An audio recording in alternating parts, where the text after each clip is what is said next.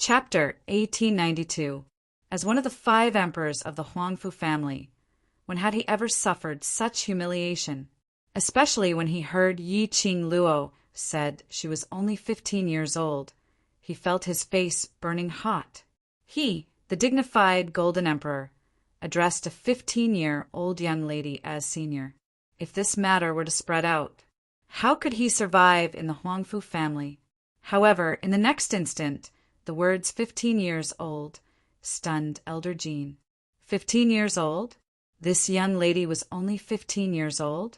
15 years old and already had such powerful and boundless power? When did that bunch of trash from the lower realm have such incredible innate talent? Cut the crap. This godforsaken place is going to give birth to a new monster. Yi Qing Luo strolled to the front of Qiao Jin and Yan Xiao Yi as she crossed her arms. "I'm their representative. Whatever family matters you have, just say it." Qing Luo.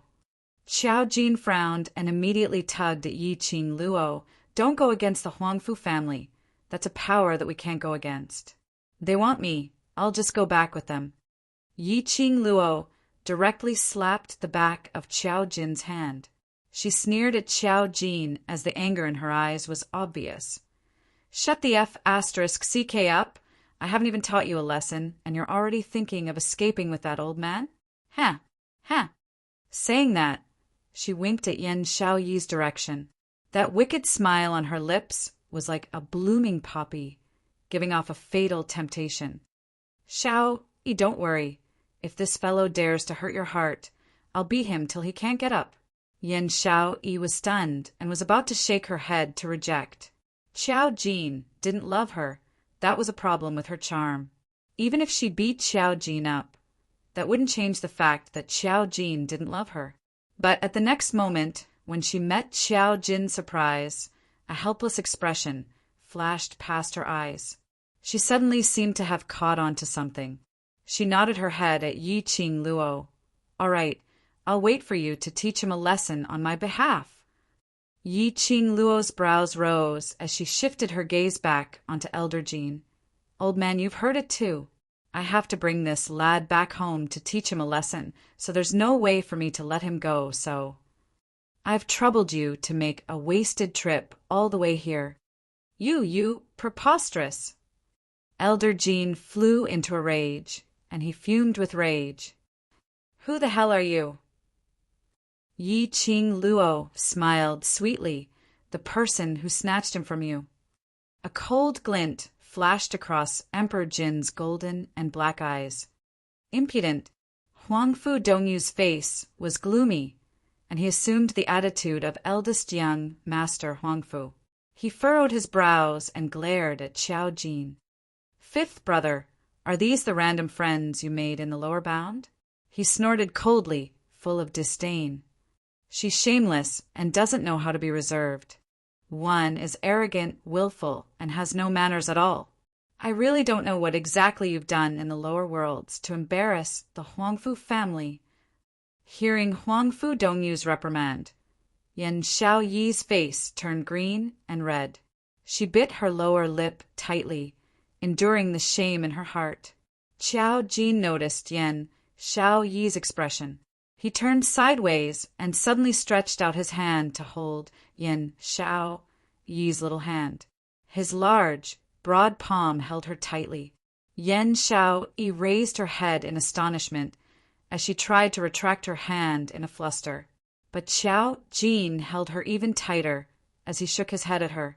He indicated to her not to take Huangfu Dongyu's words to heart. Just as the both of them were entangled, the crisp sound of a slap resounded through the silent void. Asterisk. Chapter 1893. How dare you hit me? You're just a lowly human from the lower realm. How dare you hit me? Huangfu Dongyu's raging voice was hoarse and sharp. He covered his face. That handsome and gloomy face had already swollen up. Huangfu Qi Fei and Huangfu Fengyan's expressions turned extremely ugly. Yi Qing Luo actually hit their Huangfu family's eldest young master right in front of them. Wasn't this a blatant slap to their Huangfu family? Jin Huang Lao's expression was extremely ugly, but it wasn't because Yi Qing Luo had slapped the Huangfu family's face. But he was astonished because when did Yi Qing Luo make a move under his eyelids? If it wasn't for that crisp slap, he probably didn't even realize that his eldest young master had been slapped by a 15-year-old young lady. Following that, a scene that made Jin Huang Lao even more shocked happened. He saw Yi Qing Luo's lips curled up into a charming smile. That stunning face that could topple a city was bewitching and seductive, exuding an extremely seductive charm. Even the Jin Huang Lao, who was over 50 years old, couldn't help but lost his senses. He had to admit that this 15-year-old young lady indeed had the capital to become a femme fatale that could bring calamity to the country. I not only hit you, I also kicked you. The young lady's voice was sweet and slightly chilly, as the young lady's laughter approached. Before Huangfu Dongyu could react, he felt a dull pain in his chest. Immediately, his body felt light as he flew out directly. Bam! In the end, Huangfu Donghuang's body crashed heavily into the empty space. Huangfu Donghuang rolled on the ground in pain as he wailed and tried to get up. He had just sat up when he felt a fishy taste in his throat. With a puffed sound, he spat out a mouthful of blood, which stained his brocade robe. Lowly human from the lower realm, do you know what our Huangfu family is? Huangfu Feng Yan was terrified as she stared at Yi Qing Luo in horror. It seemed that they couldn't imagine that this innocent-looking young lady would actually hit their eldest brother again and again. Yi Qing Luo sneered as her gloomy voice seemed to be ridiculing them. Don't let me hear a single word that insults my friend. Otherwise, every time I hear it, I will beat you up. You. Huangfu Fengyan was so angry that her entire body was trembling. Yi Qing Luo raised her eyebrows. Her bright and beautiful face was overflowing with a flamboyant aura. It seemed to be saying, "You don't believe me? Then go ahead and curse. See if this old lady will beat you to death." Huangfu Fengyan was so angry that her eyes turned red. She asked Elder Jin for help in a low voice. At this moment, Emperor Jin felt as if his old face had been slapped loudly. This time, it was reasonable to say that he was too careless, but the second time was simply looking down on his authority as an imperial elder. Emperor Jin could not be bothered to guess the true identity of this 15-year-old girl. He only knew that if he allowed Yi Qing Luo to make a move and insult his Huangfu family's young master, or young Mississippi, their Huangfu clan would become a joke. His brocade robe fluttered, and his golden eyes suddenly shot out an extremely cold light. The next moment, Yi Qing Luo clearly sensed it. The profound qi and fluctuations around Emperor Jin's body were constantly increasing. The surrounding air also began to condense into frost under the lingering of his profound energy. Chapter 1894. Yi Qing Luo wasn't worried at all in the face of the violent, profound energy. She stood in front of Qiao Jin and Yan Xiaoyi. She straightened her back without any intention of retreating. On the contrary, her pink lips curled into a sweet smile, as if she didn't care about Elder Jin's attack at all. Without a doubt, this caused Emperor Jin to feel even more humiliated. His anger surged, and the aura around his body began to surge, one after another. The profound qi was like a raging wave, just as it neared Yi Qing Luo. Suddenly, a stronger wave of profound qi blocked in front of Yi Qing Luo. It easily turned Elder Jin's profound qi into nothingness. Elder Jin stared at the wave of profound qi in front of Yi Qing Luo in shock. The expression on his face changed unpredictably. Not only had his profound energy been blocked, but it had also directly dissipated. How was that possible? Even in the upper realm, there weren't many people who could dissipate his profound qi. How could anyone in this lower realm be able to block his power? What on earth was going on? There was such a powerful person in the lower realm. How could the people in the upper realm allow such a person to destroy the peace in the lower realm. He, old man, are you surprised? Are you surprised? Yi Qing Luo giggled. Who are you? Who are you? Elder Jin staggered a few steps back. His eyes were filled with unconcealable fear. Huangfu Fengyan barely managed to support Emperor Jin. The three siblings looked at each other, and their hearts were filled with shock. Who was Elder Jin? He was an extremely distinguished existence in the Huangfu family. But at this moment, he actually revealed a fearful expression towards a 15-year-old girl. Not only that, Elder Jin didn't gain any advantage in the hands of this 15-year-old girl.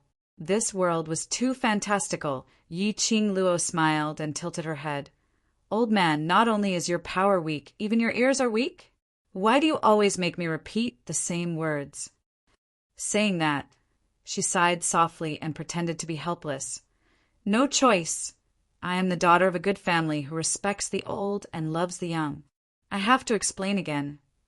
I am Qiao Jin and this lady's family. If you want to settle your family matters, look for me. Respects the old and loves the young? Daughter of a good family? Hee. Why didn't they see it? In particular, Emperor Jin's current expression was ashen and ugly, like a vegetable. In the next instant, the great, desolate Ian power in his body would go out of control. This was probably the first time the Metal Emperor had met someone who doubted his strength. Emperor Jin was supported by Huangfu Fengyan. Huangfu Dongyu was supported by Huangfu Qifei. The four of them stood opposite Yi Qing Luo and felt an indescribable strong pressure, pressing down on their necks, making it hard for them to stand straight. On the other hand, the people in front of them were smiling sweetly and chatting happily. This joy was imagined by Huangfu and the other two. In reality, Qiao Jin and Yan Xiaoyi's expressions contained hints of worry. Qing Luo Huangfu family isn't a family from Nirvana realm. They are a family from the upper realm, heaven realm's four great families. Qiao Jin looked at Emperor Jin's ugly expression as he reminded Yi Qing Luo softly. Heaven realm? Yi Qing Luo raised her brows in surprise. Little Jin, you're actually from the heaven realm. That's amazing. This wasn't the main point, all right. The main point was that the target she was clamoring about was the forces from the upper realm's heaven realm. Offending the heaven realm's forces would have a huge impact on her future. If Huangfu family wanted to find trouble with Yi Qing Luo because of today's matter. Chapter 1895. Yi Qing Luo's pink lips rose slightly as she raised her hand and rubbed Qiao Jin's head. Be good. Don't panic. Before I kill you, I will absolutely not let Huangfu family's people kill you. Qiao Jin gave up on communicating with Yi Qing Luo. They chatted as if there was no one else around. This caused the rage in the depths of Emperor Jin's heart to surge. He narrowed his eyes, and while Yi Qing Luo was still chatting with Qiao Jin, his golden pupils suddenly flashed. A ray of golden light turned into a soaring energy as it sneaked an attack on Yi Qing Luo. Qing Luo! Yan Xiaoyi faced this direction and immediately cried out in fear, "Be careful!" Yi Qing Luo blinked her eyes. Her long curly eyelashes were like butterfly wings, gently fluttering. Hearing Yan Xiaoyi's call, she waved her hand without a change in expression. It's all right. His words had just ended when the golden light had already rushed in front of Yi Qing Luo. With a loud bang, the golden light engulfed Yi Qing Luo entirely. Qing Luo! Qiao Jin and Yan Xiaoyi cried out in alarm at the same time. Yan Xiaoyi wanted to rush forward and break through the golden light. Qiao Jin held her little hand tightly. The expression on his face was extremely solemn. Don't go over! Elder Jin's power is not something you and I can contend with. If you are touched by Elder Jin's dark force, even you will be engulfed. Qing Luo is here to save us. Yan Xiaoyi struggled against Qiao Jin's hand as her eyes instantly turned red. With a sobbing tone, she angrily rebuked Emperor Jin. So what if you're the Emperor Elder of a great family in the heaven realm? You still have to sneak up on a 15-year-old girl. Is this the style of your so-called big families? Emperor Jin was extremely annoyed by the scolding. His face was boiling hot, and his heart was filled with shame. However, he would never admit that he had ambushed a 15-year-old girl. As long as he killed these people, who would find out if he hid this matter? With this thought in mind, Emperor Jin looked at Yan Xiaoyi with a murderous look in his eyes. Elder Jin Huang. Xiao Jin immediately pulled Yan Xiaoyi into his arms. He stared at Elder Jin warily and threateningly. As the heir, I order you to retract your murderous aura. Emperor Jin laughed sinisterly. All of a sudden, he left the spot. Like a bolt of lightning, he darted towards Xiao Jin. Xiao Jin's golden eyes flashed, and he hurriedly wrapped his arms around Yan Xiaoyi's waist to avoid Elder Jin's attack. He narrowed his golden eyes, and a dazzling golden light shot out. Are you disobeying the heir's orders? This old man is only doing this for the future of the successor's young master. These evil women who have changed the successor's young master must be eliminated. Elder Jin spoke in a dignified manner. Obviously, he had made up his mind to kill Yan Xiaoyi. You want to eliminate us? Suddenly, a clear and melodious voice came from behind Emperor Jin. It was like a pearl falling onto a plate, pleasant to the ear. However, in Emperor Jin's ears, but it was like an evil ghost that wanted to take his life. It was as if an ice-cold hand had gripped his neck. Emperor Jin's body suddenly tensed up. A cold object was pressed against his neck. A face that could topple cities appeared in front of him. The girl's charming eyes curved into a long and narrow arc, bewitching and seductive. She was laughing. Her smile was charming and enchanting. Emperor Jin's heart skipped a beat and suddenly shrank. Just like what the old man said, as Jin Zi's family, I should eliminate evil people like you who don't think for the successor. Yi Qing Luo said with a smile, but the seriousness in her words could be heard. Emperor Jin didn't dare to move. Chapter 1896. Yi Qing Luo blinked her pure and innocent eyes as she beamed. Because I have a protector. Protector? What the hell was that? Elder Jin's face was filled with uneasiness and doubt. Yi Qing Luo very kindly raised her voice. My guardian angel, there's someone here who wants to see you. In the air, there seemed to be a faint sigh. That sigh was filled with a touch of pampering and helplessness. The next moment, the surrounding aura suddenly fluctuated, pressing down on everyone, making it hard for them to breathe. Shortly after, the void turned pitch black.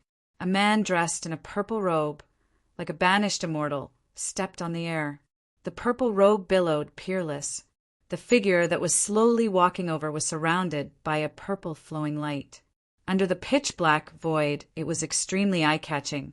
When a few pairs of eyes fell on that peerless face of peerless elegance, all of a sudden their legs went limp. In the next instant, he knelt on the ground with a clatter. Elder Jin didn't even care about Yi Qing Luo's glower flame fan as he knelt directly on the ground. The sharp blade cut through his skin. He didn't care at all as he respectfully knelt on the ground. Yi Qing Luo kept her glower flame fan and stretched out her hands to the man who was coming towards her. Protector, I want a hug. The man's peach blossom eyes were filled with a pool of spring water. The way he looked at Yi Qing Luo was pampering and gentle. He stretched out his hand and caught the young lady who pounced on him. His slender fingers gently brushed the hair on her forehead. Yi Qing Luo rubbed against his palm, contentedly, like a cat who had succeeded in stealing a fish. The sweet atmosphere between the two of them. Anyone could tell the relationship between the two of them. Elder Jin's forehead was covered in cold sweat. No wonder. A 15-year-old girl was able to block his attack and dissipate his profound energy. So it was the Overlord who had been secretly protecting her. If he had known that this young lady and the Overlord were so close, he would never come down to the Nirvana realm to catch any successor. Get up and get lost." Dmo Xian glanced at Elder Jean and the others. His tone was cold and emotionless. Emperor Jean kowtowed fiercely and said with a trembling voice, "Yes, yes. This lowly one will leave immediately. Leave immediately." As he spoke, he crawled up from the ground, dragging the other 3 Huangfu siblings with him as he hurriedly left. "Wait." Dmo Xian's eyes flickered as he spoke in a calm voice. "Dong dong dong." The sound of their knees hitting the ground was extremely clear. When Yiqing Luo heard that, she couldn't help but felt a stinging pain in her knees. Qiao Jin is the brother of the future empress. If the future empress does not release him, then you people from the heaven realm should obediently stay in the heaven realm and not try to create trouble. His voice was calm, and there was no way to hide his emotions. However, he was still emanating an irresistible pressure. It was as if he was born with a sense of nobility that made people unable to help but kneel and kowtow. Emperor Jin trembled uncontrollably, not daring to defy him at all. Not only did he want them to stop harassing Qiao Jin, even if Dmo Xian wanted Qiao Jin to never return to the Huangfu family, he would also agree. Who cares about their ancestors' recognition? Who cares about the Huangfu clan's inheritance? Once Di Zun was offended, don't even talk about inheritance. Whether the Huangfu clan could still exist was a problem. Dmo Xian swept a glance at Huangfu clan and the rest and spat out a word coldly, "Get lost." The next moment, Emperor Jin led the 3 of them and left without stopping. Asterisk. Chapter 1897. The battle plain was immersed in dead silence. Yiqing Luo stretched her waist as her slender brows rose slightly, as she swept a glance at Dmo Xian with a smile which didn't look like a smile. Her 2 fair and tender little hands climbed onto his face. Yiqing Luo's pink lips curled into a charming smile. "My protector, the person has already been saved, tell me. How do we break the array?" Dmo Xian held onto the little hand which was pinching his face, as he knew the anger under her smile. He sighed lightly as he grabbed her hand and placed it by his lips, giving a light kiss. "If you want to break it, I can do it any time." Yiqing Luo's smile became even more radiant, but she withdrew her hand from his lips. The atmosphere was a little strange. On the other side, Qiao Jin's golden eyes were filled with a complicated expression as he looked at Dmo Xian, as though he was trying to guess something. But when Dmo Xian inadvertently glanced over and fixed his gaze on him, Qiao Jin suddenly felt a chill in his heart. His eyes flickered slightly, as though he understood something. He immediately hid away the complicated, deep meaning in his eyes, as he lowered his eyelids and hugged the lady in his arms tightly. "Qing Luo." His voice broke the strange atmosphere. He hugged Yan Xiao Yi as he walked towards Yiqing Luo, as his face turned pale. "You're too rash. Huangfu family's power is something you can't imagine. Moreover, those arrogant imperial elders are so narrow-minded they will not let you off." He raised his eyes and took a look at Dmo Xian as he pursed his lips. "Even if the Overlord is here today, but the Overlord can't possibly be by your side all the time. If Huangfu family wants to make a move, I'm afraid even the entire imperial palace will not be able to protect you." Qiao Jin had grown up in Huangfu family since young. He knew everything about Huangfu family like the back of his hand. That seemingly noble and powerful family. Just how dirty and disgusting was it behind the scenes? Especially those 5 sanctimonious imperial elders, each more sinister and treacherous than the other. Yiqing Luo had humiliated the golden imperial elders today, and humiliated the 3 Huangfu family members. Huangfu family would definitely not let Yiqing Luo off easily. Yiqing Luo struggled her arm. Dmo Xian released the hand which was around her waist. Breaking away from the man's restraint, Yiqing Luo slowly walked towards Qiao Jin. He was only 2 steps away from Qiao Jin. She stood still and the corners of her mouth curled into a wicked and arrogant smile. That pair of enchanting and bewitching eyes flashed with nobility and elegance that made people look up to her. Jean, I've said this before. No matter who it is, those who offend me will be killed no matter how far away they are. So what if it's the upper realm, one of the 4 heavenly clans of the Heaven Realm? Her tone was calm. However, it still caused everyone to feel a boundless shock. Those who offend me will be punished no matter how far away they are. What kind of confidence did he have to be able to say such a thing? Qiao Jin's anxious and worried heart slowly settled down from Yi Qing Luo's words. Since you don't want to return to the Huangfu family and become the so-called heir, then don't go back. No one can force you to do anything. Yes, except for me, of course. Yi Qing Luo said in a serious manner, but suddenly thought of something and immediately changed her words. The solemn atmosphere instantly collapsed because of this change of words. Yi Qing Luo gave a few dry coughs as she raised her hand and patted Qiao Jin's shoulder hard. To me, living a good life with my brothers, relatives, and lover is enough.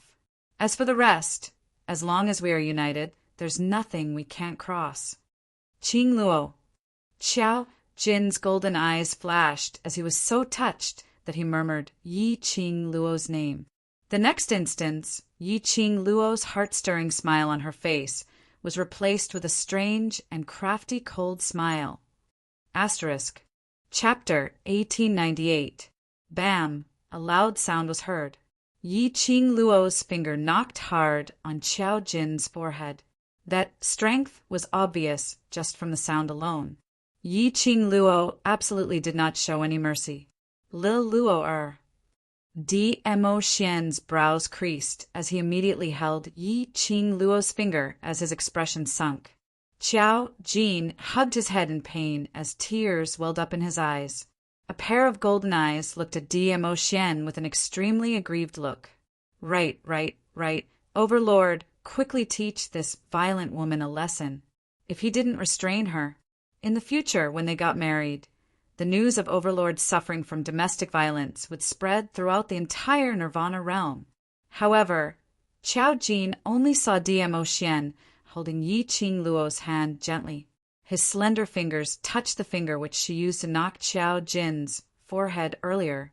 If you want to hit him, just use any fellow to hit him. Why do you need to do it yourself? What if your finger hurts from knocking? Qiao Jin. Was there any justice in this world? Qiao Jin's heart was filled with grief and indignation as he resisted the urge to condemn Mo Xian and Yi Qing Luo for abusing the dog. Suddenly, a hand gently pressed on the place where he was knocked by Yi Qing Luo earlier. A soft little hand, carrying a lady's fragrance. Qiao Jin's heart inexplicably turned soft. Does it still hurt? Yan Xiao rubbed his forehead as her fingertips were gentle, as though she was afraid that she would hurt him. That little hand was like a feather rubbing around his heart. Qiao Jin's heart melted a little. A broad palm held Yan Xiao Yi's hand tightly. I don't feel pain. The man's palm temperature was scorching hot. It also scorched Yan Xiao Yi's hand. Yan Xiao Yi's beautiful eyes flashed as she immediately retracted her hand. Sorry. Qiao Jin subconsciously wanted to grab it, but his hand stretched out halfway as he thought of something. His hand froze in midair and finally retracted back bit by bit. He shut his eyes as he suppressed the restlessness in his heart. When Yi Qing Luo saw this, her lips twitched a few times. This Qiao Jin, what on earth was his brain thinking about? Xiao Yi had already done this much. If he was a man, shouldn't he take this opportunity to express his feelings? Why was he still acting coy? What was he trying to do? Earlier, Elder Jin had tried several times to get Qiao Jin to bring Yan Xiao Yi back to Huangfu family, but was rejected by Qiao Jin, which Yi Qing Luo had witnessed. There was only one word in her heart to describe her feelings at that time. Damn. Shit. This kind of melodramatic plot was happening right in front of her eyes. What's more, the female lead was her best friend. At that time, Yi Qing Luo's heart felt as though there were 10,000 bulls galloping around. Now, Qiao Jin still had a look of enduring love. Yi Qing Luo's impatient character couldn't wait to knead the both of them into a ball and settle the matter directly. Yi Qing Luo took a deep breath and calmed her impatient heart. Soon after, she fixed her gaze on Qiao Jin and said in a calm voice, "Qiao Jin, if you're still a man, then sort out your own feelings. Don't force your own thoughts onto others. Just because you think something is good doesn't mean it's really good. You're always worrying about whether you'll be a burden in the future, hurting others, hurting yourself. And in the end, you'll be alone for the rest of your life, regretting it for the rest of your life." She intentionally emphasized on the word her, as though she was referring to something. When Qiao Jin heard that, his body tensed up, as though he was moved by Yi Qing Luo's words. Yi Qing Luo continued, "One should live in the present and live well every single day today. If you're worrying about tomorrow every day, then tomorrow after tomorrow, how tired would you be living?" Chapter 1899. Qiao Jin's mind kept reverberating with Yi Qing Luo's words. His throat was dry, and after spitting out a word, he didn't say anything else. Yi Qing Luo's words were right. He was indeed a waste, so useless that he didn't even dare to grab his own future. In his mind, Yan Xiaoyi's hurt expression surfaced. Yan Xiaoyi looked at him. Her eyes were filled with pain. Yan Xiaoyi was exhausted, as though she had lost all hope towards this relationship. But at the next moment, Qiao Jin recalled these 2 days. Yan Xiaoyi kept on brainwashing him, saying that she liked him, loved him, and didn't want to leave him. She was such a proud lady. But she put down her status under the situation where he didn't respond. She kept repeating her feelings over and over again, as though she wanted to tell him all her love. Qiao Jin's heart suddenly twitched fiercely. A dull pain struck his entire body. He thought that he was doing it for her good, but in actual fact he hurt her deeply. He had been worrying for nothing and had imposed his own thoughts on Yan Xiaoyi. He wanted Yan Xiaoyi to accompany him and suffer from the pain of this relationship. He was really too selfish. Too selfish. In the name of love, he did things that hurt Yan Xiaoyi. He really wasn't fit to be called a man. That old man has almost cleared all the surrounding monsters, and the next wave of newborn monsters will probably be 1 hour later. You have 1 hour here to talk things out clearly. Yi Qing Luo looked at Qiao Jin's moved expression, as his body was trembling slightly, as she spoke calmly. Feelings is most afraid of dragging it out. Speaking to this point, Yi Qing Luo's voice paused as she squinted her eyes, as a tinge of apprehension surfaced. "Lastly, let me give you a piece of advice. You're not Xiaoyi, so what right do you have to make a decision for Xiaoyi?" Saying that, she tugged Dmo Xian's sleeve as she turned around and walked towards the other direction of the battle plane. In this empty space, only Qiao Jin and Yan Xiaoyi were left. Earlier, Yi Qing Luo's words were all heard by Yan Xiaoyi. It wasn't that she didn't understand the deep meaning behind Yi Qing Luo's words, but she didn't dare to understand, nor did she dare to think too much, afraid that if she thought too much, it would only make her feel more despair. Looking at Yi Qing Luo's departing figure, Yan Xiaoyi instinctively wanted to chase after him. She didn't want to be alone with Qiao Jin. He also didn't want to hear the answer from Qiao Jin's mouth. But Yan Xiaoyi was just about to leave with Yi Qing Luo when her wrist was held tightly by his large palm. She was shocked and wanted to break free from his hand. Her evasive attitude made Qiao Jin's handsome brows knit together tightly. He grabbed her wrist forcefully and pulled her into his arms. His powerful arms restrained the woman and pressed her delicate body into his embrace, not giving her any chance to struggle free. "You let go!" Yan Xiaoyi pursed her red lips, not daring to look into his eyes. Was he in such a hurry to cut all ties with her? Qiao Jin knew that his previous actions had hurt Yan Xiaoyi's heart, which was why Yan Xiaoyi was against him. but want to talk to her gently. Yan Xiao Yi didn't have that intention and just wanted to escape. Qiao Jin's heart sunk as he recalled what Yi Qing Luo said. He didn't want to make himself regret again. He also didn't want to hurt Yan Xiao Yi again, to make himself suffer, to make Yan Xiao Yi suffer with him. How his future would turn out, it depended on himself and no one else. Thinking in this way, the decision in Qiao Jin's heart became even firmer. His slender fingers clasped Yan Xiao Yi's lower jaw tightly, forcing her to raise her eyes and meet his gaze. Asterisk. Chapter 1900.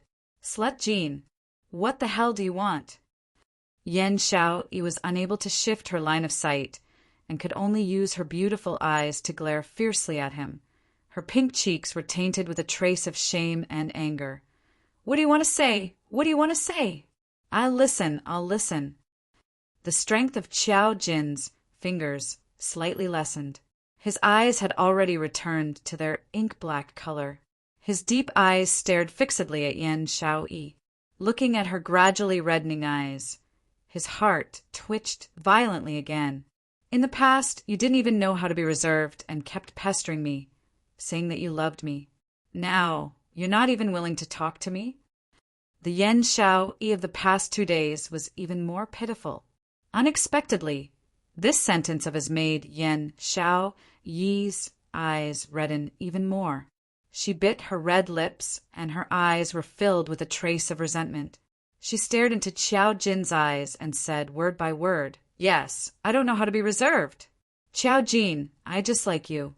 Because I like you, I don't need to be reserved. Are you satisfied now?" Qiao Jin.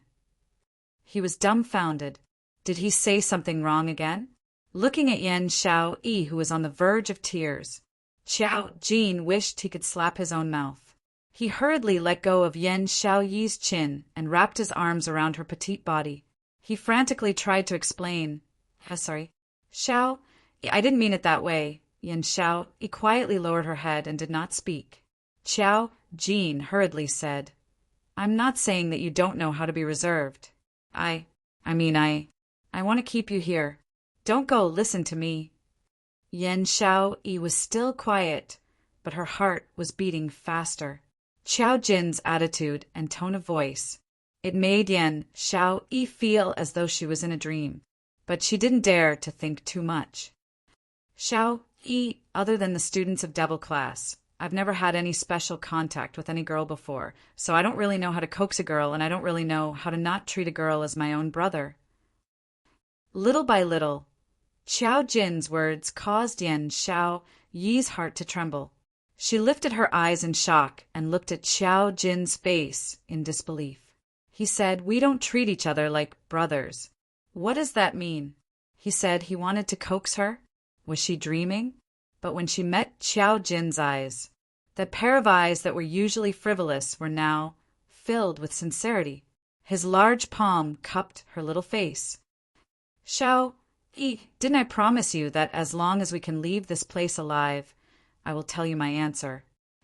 Yan Xiao Yi's chest tightened as her heartbeat accelerated.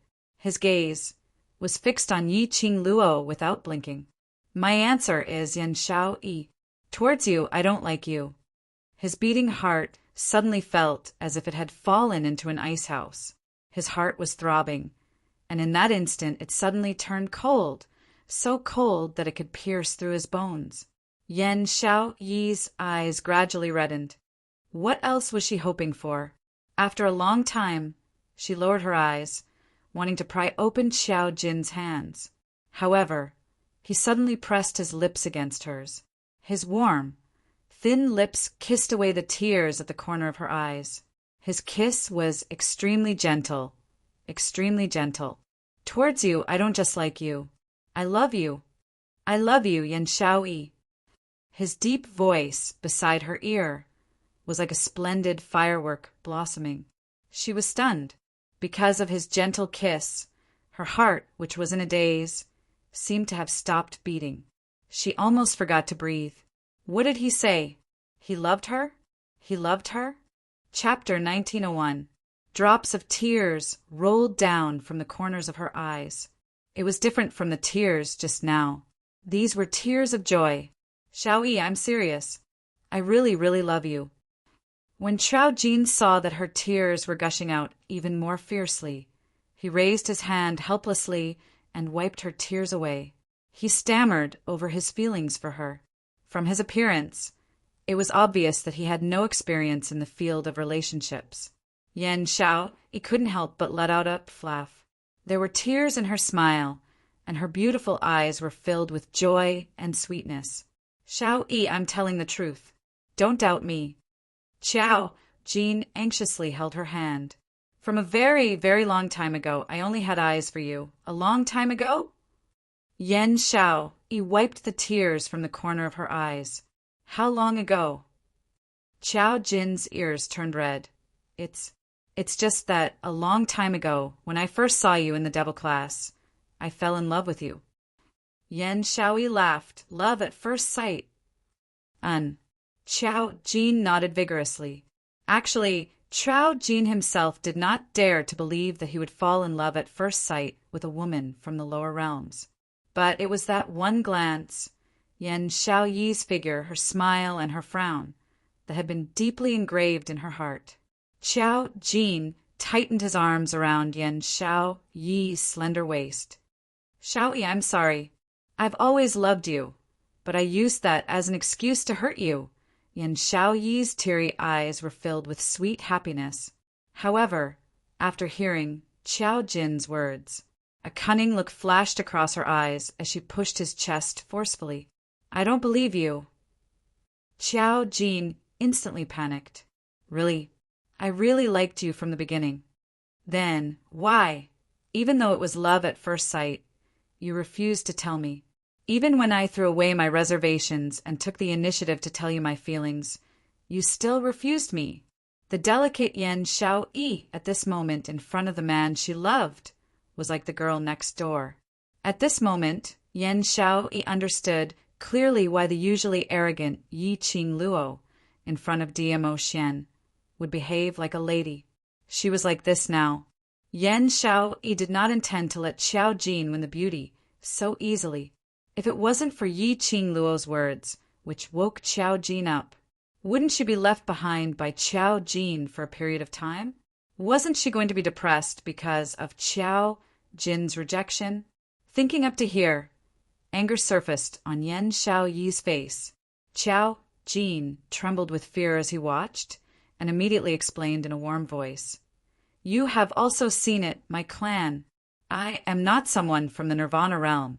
In the future, I will definitely head to the Heaven Realm and become the successor of the Huangfu clan. At this point, his expression dimmed a little. I have no interest in the Huangfu clan, but the inheritance of the Huangfu clan is this pair of golden eyes. I'm the only one in the Huangfu clan who has both golden eyes. Only the inheritor of the Huangfu clan, recognized by ancestor Huangfu, will have two golden eyes. Yan Xiao Yi's anger dissipated a little. She reached out and wrapped her arms around his waist. Is it because of your identity and your family that you keep rejecting me? The Heaven Realm was a place she could only look up to. If Chao Jin returned to the Huangfu clan and inherited the Huangfu clan, then she and Chao Jin would be separated by several planes, unable to meet each other again. Yes. Chao Jin buried his head on her shoulder. I'm afraid that after we're together, if I have to leave you, you will be in even more pain. Asterisk. Chapter 1902. There's another very important point. I'm afraid that because of me, you will meet with misfortune. Chao Jin's voice was somewhat low and gloomy. I'm an inauspicious person. In the Huangfu family, everyone sees me as a plague and can't wait to keep a distance from me. If I didn't have a pair of golden eyes recognized by my ancestors, I'm afraid I wouldn't have lived until now. There was a hint of bitterness in his tone. Who didn't wish to have family? However, his extravagant wish would forever remain an extravagant wish. On the day I was born, my father died in an accident in the study. My mother also bled heavily to give birth to me. Her body was so weak that she could only spend the rest of her days in bed. My mother had a lowly status and had always been ostracized in the Huangfu family. If it wasn't for me, my mother wouldn't have stayed in the Huangfu family and she wouldn't have become like this. At the mention of his mother, Qiao Jin's tone was full of guilt and sorrow. He tightened his arms and deeply inhaled the woman's fragrance. She was the only one who could calm his restless heart. It was the first time she heard Qiao Jin talk about his family. Yan Xiaoyi's heart was exceptionally heavy, especially when she heard his bitter laughter. Her heart ached even more. Those people from the Huangfu family are vicious and merciless. They have always hated my existence and don't want me to appear in the Huangfu family and become the heir. If they know that I have a lover in the lower realm, they will definitely attack you in order to control me or deal with me. Qiao Jin's body trembled slightly. It was as if he couldn't imagine that scene. Yan Xiaoyi's throat tightened. She gently hugged his head. Just now, when Elder Jin asked you to bring me back to the Huangfu family, you refused. Was it actually to protect me? Yes. Qiao Jin rubbed her delicate shoulder. I don't want you to be in danger because of me. You're really stupid. Yan Xiaoyi pursed her red lips speechlessly. From your behavior just now, anyone can see that you value me very much. Okay? Do you really think that Elder Jin won't attack me because of your refusal? The hand that was hugging his head couldn't help but knock on his head. Rather than leaving me alone in the lower realm, why not bring me with you, at least in front of your eyes? Only when you see it with your own eyes can you be truly safe. Qiao Jin was startled, suddenly lifting his messy head from the rubbing of her palms. Yan Xiaoyi was right. Clearly, Elder Jin had seen through his lies just now. No matter how much he tried to distance himself from Yan Xiaoyi, no matter how cold he treated Yan Xiaoyi. However, with Emperor Jin's temperament, he would rather kill the wrong person than let him off. How could he let go of Yan Xiaoyi, who had fought alongside him? He was too worried about Yan Xiaoyi. Instead, he neglected the others. Don't you know, you thought you were doing it for my own good. But not only did you push me to a more dangerous place, you also... Yan Xiaoyi pursed her lips, looking like she was about to cry. You broke my heart. Xiaoyi, don't cry, don't cry. Qiao Jin instantly panicked. His eyes filled with panic and helplessness. He reached out to wipe Yan Xiaoyi's face. I know I was wrong. I now know that I was wrong. If you're upset, then hit me. I'll hit you until you're appeased, okay? Don't you know what you said to Elder Jin really made me want to give up on you? Yan Xiaoyi's beautiful reddened eyes stared deeply at Qiao Jin. Asterisk. Chapter 1903. Qiao Jin grabbed her little hand and blew on his face. It's all my fault. My mind isn't clear and I've made the wrong decision. Yan Xiaoyi's little hand was grabbed by him. She kept on pounding on his face with force. Towards this, Yan Xiaoyi expressed her extreme helplessness. Her lips twitched a few times as she forcefully retracted her hand from his hand. Qiao Jin was stunned, thinking that Yan Xiaoyi wasn't willing to forgive him as a sliver of nervousness and cautiousness surfaced on his face. His jet-black eyes looked at Yan Xiaoyi carefully. This look made Yan Xiaoyi not know whether to laugh or cry. Did she look that fierce? Was her temper that big? She only wanted to throw a tantrum, to grumble and complain about Qiao Jin, at least to get back all the disheartened feelings that she had suffered in Qiao Jin's hands. Who knew that Qiao Jin would be so anxious? Yan Xiaoyi's little hand circled around his waist as she pinched his tight waist fiercely as she complained helplessly. I really don't know what's going on in your mind. Thinking of you. Qiao Jin buried his head on her shoulder as his words were unclear. My mind is filled with you. Ah. Yan Xiaoyi's cheeks flushed red. When did he become so glib-tongued? He actually knew how to say such words to make her happy, although she had been flirted with. But Yan Xiaoyi tried her best to maintain her rationality. in order not to be angered by Qiao Jin's stupidity in the future. Yan Xiaoyi expressed that she must untie the knot in Qiao Jin's heart. Hence, Yan Xiaoyi's fingers, which were pinching Qiao Jin's waist, became even more forceful as her beautiful eyes were filled with a sliver of anger. Humph! It's too late to say nice things now. Slut Jean, Qing Luo is right about one thing. On what basis do you have to make decisions for me? Qiao Jin gave a light hiss as he drew in a breath of cold air in pain. But he obediently accepted Yan Xiaoyi's caress without struggling. Yan Xiaoyi saw his face turning pale from the pain. Qiao Jin didn't cry out in pain, but she herself was the one who started to feel heartache. In her heart, she secretly tested the love she had for Qiao Jin. Her hand changed to hammering his chest as she angrily rebuked. You said that you fell in love with me at first sight, but because you were afraid of being separated, you didn't dare to be with me. Now, let me tell you, I'm not afraid. Not being able to be with you is what I'm most afraid of. Since you like me so much that you want to give up on me, then why do you think that I can't choose to wait for you or follow you to the Heaven Realm and the Huangfu clan? Because I like you. Qiao Jin lowered his head. Yan Xiaoyi's slender fingers fiercely poked his chest. You are the successor of the Huangfu clan. In the future, when you return to the Heaven Realm, you will also become the patriarch of the Huangfu clan. At that time, the Huangfu clan will be in your hands. You can totally come down to the lower realm to find me or pick me up. Why do you think that I can't stand being separated from you? Qiao Jin was rendered speechless. He also felt that once he was involved in Yan Xiaoyi's matters, his brain would not be able to function normally. If Yan Xiaoyi knew what he was thinking in his heart, she would definitely roll her eyes to express, "Obviously, you're the one who's stupid. I'm not going to take the blame for this. Moreover speaking, your second reason is that you're an unfortunate person? How are you unfortunate? Your father's death. That's because his life has come to an end. That's his life. What has it got to do with you? Currently, because of you, you're being ostracized by the Huangfu clan. Don't tell me that before you were born, she wasn't ostracized too?" Qiao Jin was stunned as he stared blankly at Yan Xiaoyi. Chapter 1904. Lucky? Was he really? His mother's luck? Because you're the only one left. As the successor's mother, you will receive the best care, isn't that so?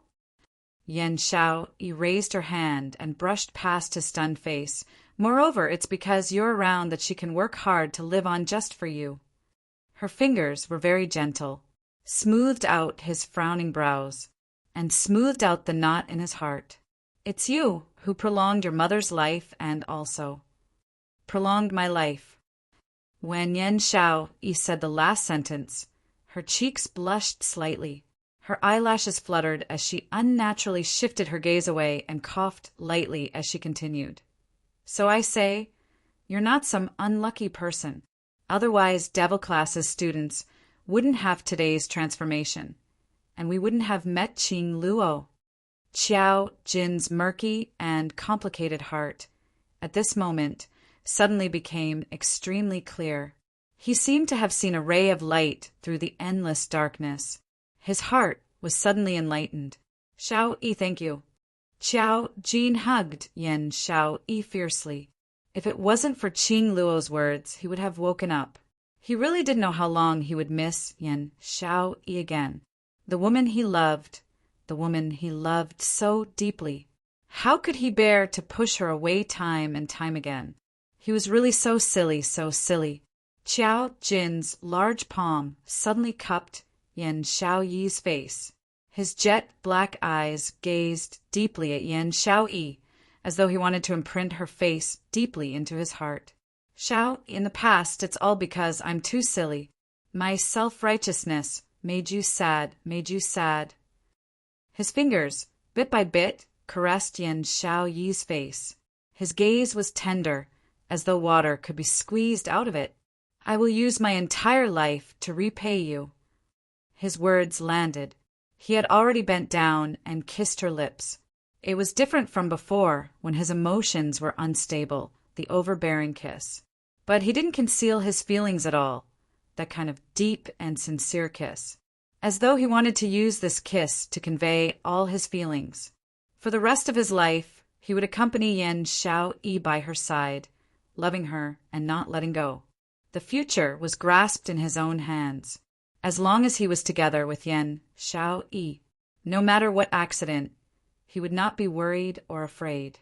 For Yen Xiaoyi, for their future, he would do everything in his power to protect her. Yen Xiaoyi's eyelashes fluttered as she closed her eyes, enduring the man's gentle kiss. Tears of happiness overflowed from the corners of her eyes. She had finally connected with Qiao Jin. Finally, she could openly fall in love with Qiao Jin. They were finally together. Another nothingness in the battle plane. Yi Qing Luo raised her brows frivolously as she looked at DMO Xian with a smile that didn't look like a smile. She didn't say anything, but from her posture, it was obvious that she was telling DMO Xian, "Whatever things you've hidden from me, you better tell me everything obediently. Be honest and lenient, resist and be strict." DMO Xian looked at the young lady's expression and sighed helplessly. He knew that if he appeared in front of the Huangfu clan today, he would definitely die. His identity would definitely be suspected by Yi Qing Luo, although this would not affect the relationship between him and Lil Luo. But this feeling of being concealed. Lil Luo would definitely not like it. DMO Xian stretched out his arms towards her. The girl was obedient and snuggled into his arms. Her arms encircled his waist as her chin rested on his chest, raising her head to look at him. The crafty look between her brows was obvious. It was still that smile which didn't look like a smile. There was a kind of feeling that if she didn't get the answer, she would not give up. Chapter 1905. Yi Qing Luo's eyes flashed no. She had indeed guessed this answer before. DMO Xian's ability had completely surpassed the standard of Nirvana Realm's cultivators. His existence could be said to have broken the balance of Nirvana Realm, but DMO Xian rarely made a move. The only few times he made a move were all for her.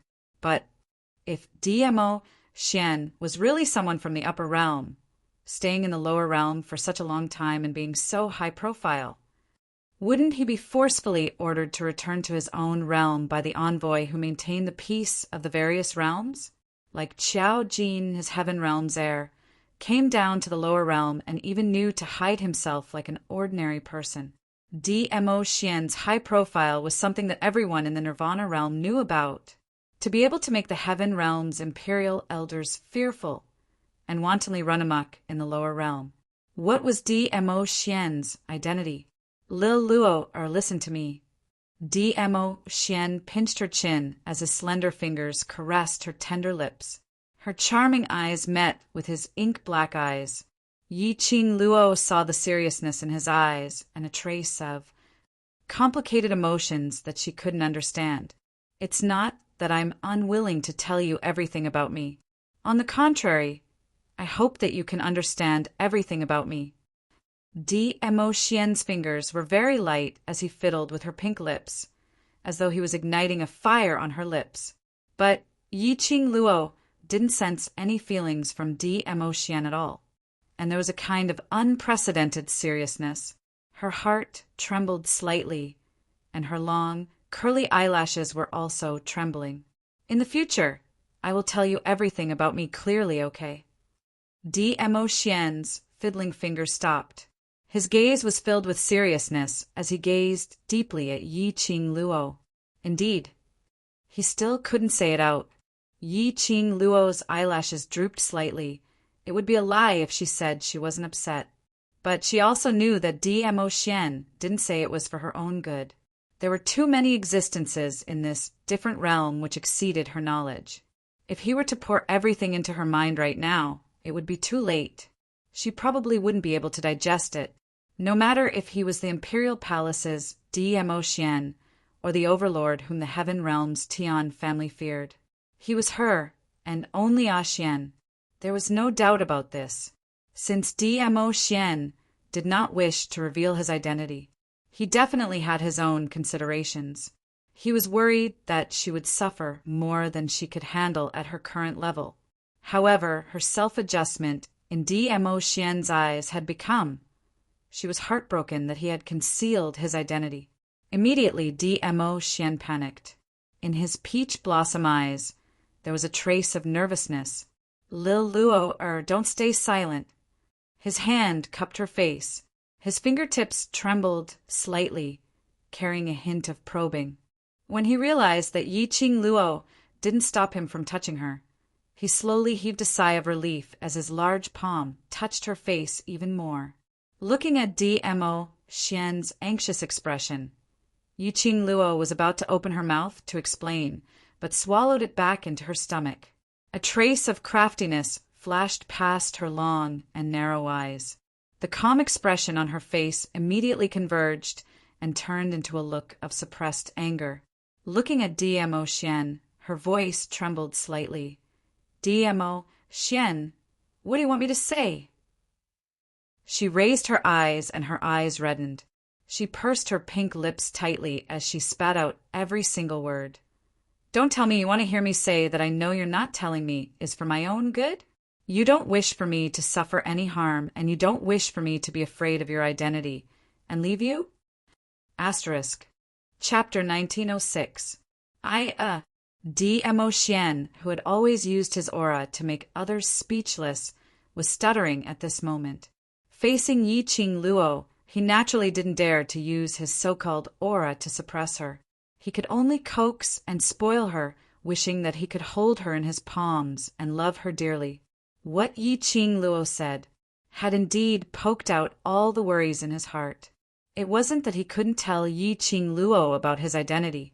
He just didn't wish for Yiqing Luo to be troubled or make any changes because of his identity. What he was most afraid of. It was the last point that Yiqing Luo mentioned. She would be afraid of his identity and leave him. Of course, he believed that Yiqing Luo wouldn't be afraid of him because of his identity. But she would leave him. This wasn't to say that Yiqing Luo was someone who would escape when she met with danger. But he understood Yiqing Luo's character too well. If Yiqing Luo knew his identity, she would definitely force herself to become stronger. She would leave him, and when she had grown to a level that was compatible with him, then she would appear again. Dmo Xian couldn't stand a day without Yiqing Luo. But when he saw Yiqing Luo's eyes turning red, staring at him with a reproachful gaze, Dmo Xian's heart was throbbing in pain. This was the first time he had such an uneasy feeling. This was the first time he had such a feeling of worry. Lil Luo or I don't mean it in that way if you want to know, A burst of laughter interrupted Dmo Xian's anxious voice. He was stunned as he stopped his voice, looking at Yiqing Luo's smiling face. The young lady's tensed face had softened at this moment. Her curved eyes, narrow and devilish, sparkling with a dazzling luster. She was smiling, bright and gorgeous, a beauty that could topple a city. Dmo Xian knew that he had been teased by Yiqing Luo again. Yiqing Luo laughed as she laid in his arms. Idiot, those words were indeed what I wanted to say. What words? Dmo Xian's brows creased slightly as he hadn't reacted in time. His reaction made Yiqing Luo laugh even more joyfully. I know the current me, not knowing your identity, is much safer, and I won't let my imagination run wild because of this. She paused for a moment, and her arms wrapped around his neck as she beamed and said, It doesn't matter if you don't say it. You just have to remember one sentence. No matter who you are my Yiqing Luo's man, so I will absolutely not leave you. Dmo Xian knew her. How could she not see through Dmo Xian's hidden worries? Since she had decided to be with Dmo Xian, she absolutely did not want any negative emotions or worries to appear between the two of them. She would never leave Dmo Xian, no matter when. Lil Luo The young lady's sonorous and forceful words, each and every word, struck heavily on Dmo Xian's heart. The worry he had been feeling all this time vanished in an instant. He tightened his arms around the girl in his embrace. But Xian, when I am strong enough, you must personally tell me everything about yourself. Yi Qing Luo's brows rose overbearingly as she looked at his eyes seriously. Dmo Xian's eyes were filled with smiles as he spat out a word. All right, I still want to go to the place where you grew up, to understand everything about you, her identity as a transmigrator, as well as the secret of the 21st century where she grew up, had already been told to him. By then, she wanted Dmo Xian to tell her everything, just like how she told him everything about herself today. Asterisk. Chapter 1907. Looking at the young lady's beautiful face, it was filled with a complacent and overbearing expression. Dmo Xian's heart seemed to have been filled by her smile. The lines on his face were so gentle that there was no trace of harshness or coldness. It was filled with pampering and love towards the young lady. He nodded, and his voice was extremely gentle. All right. No matter if it was this lifetime or the next lifetime, he would never let go of her. She would belong to him forever and ever. So until then, he would let Yi Qing Luo understand everything about him in detail, including on the bed. After getting Dmo Xian's reply, Yi Qing Luo leaned towards his face and planted a big fragrant kiss. Following that, she opened her arms and hugged his muscular body, acting coquettishly in his arms. You're obedient. I'll forgive you for hiding it from me now. She pressed her face against his hard pecs again. She mumbled a few words indistinctly. After all, before this, I had also concealed my identity as a transmigrated girl. If it wasn't for the fact that I had entered the godless array, I don't know how long I would have to hide it. Same to you. The young lady's coquettish action made Dmo Xian's mood improve greatly. He rubbed the young lady's hair, his heart filled with tenderness. This was the lady whom he had his eyes on. Ah, indeed, like what Yi Qing Luo had guessed. Approximately 1 hour later, large batches of monsters were born on the battle plane. The minute those monsters appeared, they started to tangle with the surrounding monsters. There were even quite a number of monsters who directly found the 4 humans who were still on the battle plane. 2 pairs of passionate lovers lost the place to talk about love. After the 4 of them killed the monsters which were blocking their way, they gathered together again.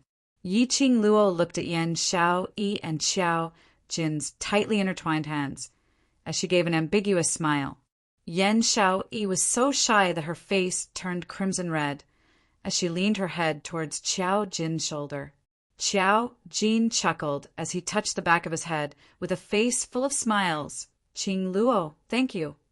Thank you for reminding me. If it wasn't for you, I would definitely have done more wrong things. Yi Qing Luo smiled with her eyes curved. I won't. Ah, Xiao Jin didn't react to Yi Qing Luo's words. Even if I didn't remind you, you wouldn't do anything stupid. Yi Qing Luo revealed her pearly white teeth as she clenched her fists so hard that a cracking sound could be heard. Because I will directly wake you up. Qiao Jin's neck shrunk back as he recalled that when Elder Jin was still around, Yi Qing Luo had once said that she wanted to give him a good thrashing, and he instantly became terrified. I've completely woken up now, this thrashing. I don't need to take it, right? That's hard to say. Yi Qing Luo smiled insincerely as her eyes curved. Qiao Jin's face darkened, looking like he was furious, but did not dare to speak. On the contrary, it was Yan Xiao Yi who felt heartache as she hurriedly pulled Qiao Jin behind her and said with a red face, All right, Qing Luo, don't bully that silly goose. He's originally stupid, and after being bullied by you, he'll become even more stupid. Yi Qing Luo couldn't help but teased. Tiske, Heske, you haven't even married yet, and you're already speaking up for Jin Z. AI. A married sister is like water that has been splashed out. Qing Luo. Yan Xiao Yi's cheeks turned even redder as she stared at Yi Qing Luo resentfully. This adorable look made Yi Qing Luo laugh even more happily. She was indeed a young lady in love. Her every action revealed a charming and adorable young lady's look. All right, stop fooling around. DMO Xian held Yi Qing Luo in a timely manner. If you continue fooling around, the surrounding monsters will all focus their attention on you.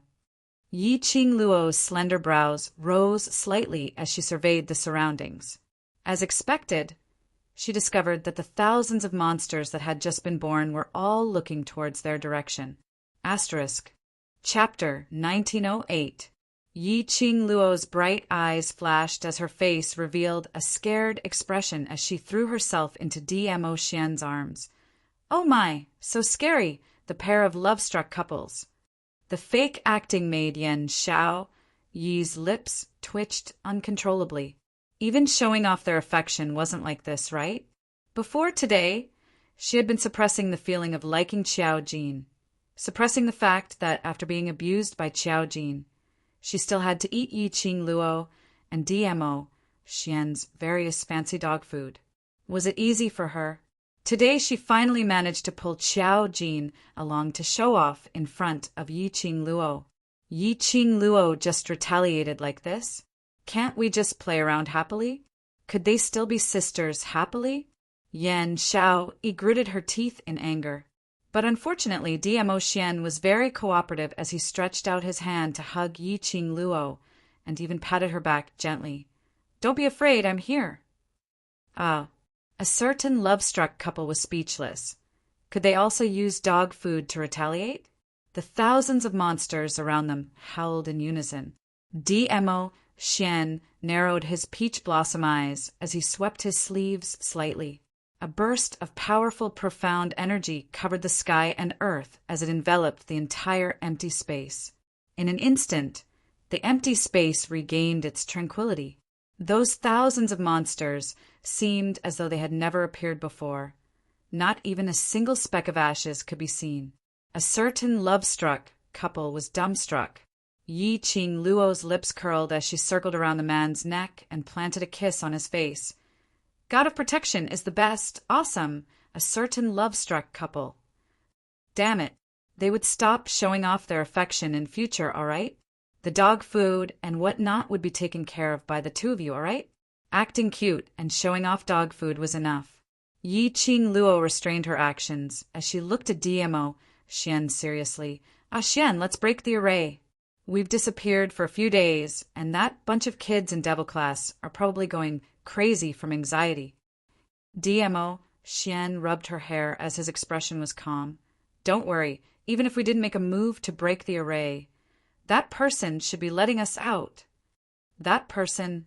Yi Qing Luo raised her eyes in puzzlement. You're talking about Xishanglan? No, it should be Godless Island's young master?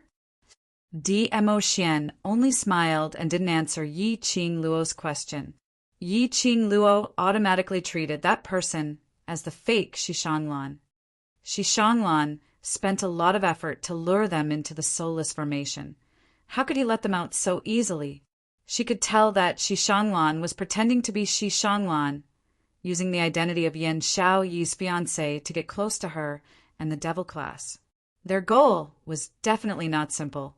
He had his ambitions. If he didn't get what he wanted, Xishanglan would not give up so easily. Would he really take the initiative to let them leave the soulless formation? Why don't we make a move first to test the waters? DMO Xian looked at the young lady's face that was deep in thought as his thin lips curved upwards. As soon as he finished speaking, his sleeves fluttered and a shimmering purple light shot out. Bang! Boom! A few deafening explosions reverberated in the void. All of a sudden, the purple light flashed across the pitch-black sky like a bolt of lightning. The airflow was monstrous, as though the air in this plane was affected by this ray of profound light. They felt a little suffocated. Immediately following that, the battle plane shook violently. In the pitch-black void, it seemed as though a huge hole had been torn open, like a malevolent bloody mouth. It opened its mouth wide, revealing its sharp teeth. Asterisk. Chapter 1909. In the time it took for a spark to fly off a flint, that tear opened wider and wider. The entire battle plane seemed as though it was about to be torn apart, squeezing into other planes. In a split second, the tear had already opened up to a width of about 5 meters. Not only Yan Xiaoyi and Xiao Jin were stunned. Yiqing Luo herself was also stunned. She looked at that tear in disbelief as she asked in a daze, "Xian, what is that?" "This plane, is it really going to collapse?" "Amen," DMO Xian replied calmly. "Aren't you in a hurry to get out?" This is the way to force him to open the entrance of the god, Les Array. Yiqing Luo blinked her eyes, feeling a little lost. Xiao Jin explained by the side, "I've once read about the god Les Array in Huangfu family's books. It said that the god Les Array is able to connect to all the planes in the world, and is a forbidden array which is not accepted by the world. Once one of the planes merges with another plane, it would break the balance between the various planes. The person who unleashed the array will be punished by the heavenly way, dying without a burial ground, never to be reincarnated." Yiqing Luo understood as she raised her brows and smiled, which means to say Xian is forcefully tearing the battle plane apart now. Once the planes near the battle plane merges with the battle plane, when the battle plane's monsters start to reproduce again, this group of monsters will also affect the nearby planes, causing chaos. At this time, the Shishanglan who unleashed the array will be punished by the heavenly way. Xiao Jin nodded. "That's what I mean."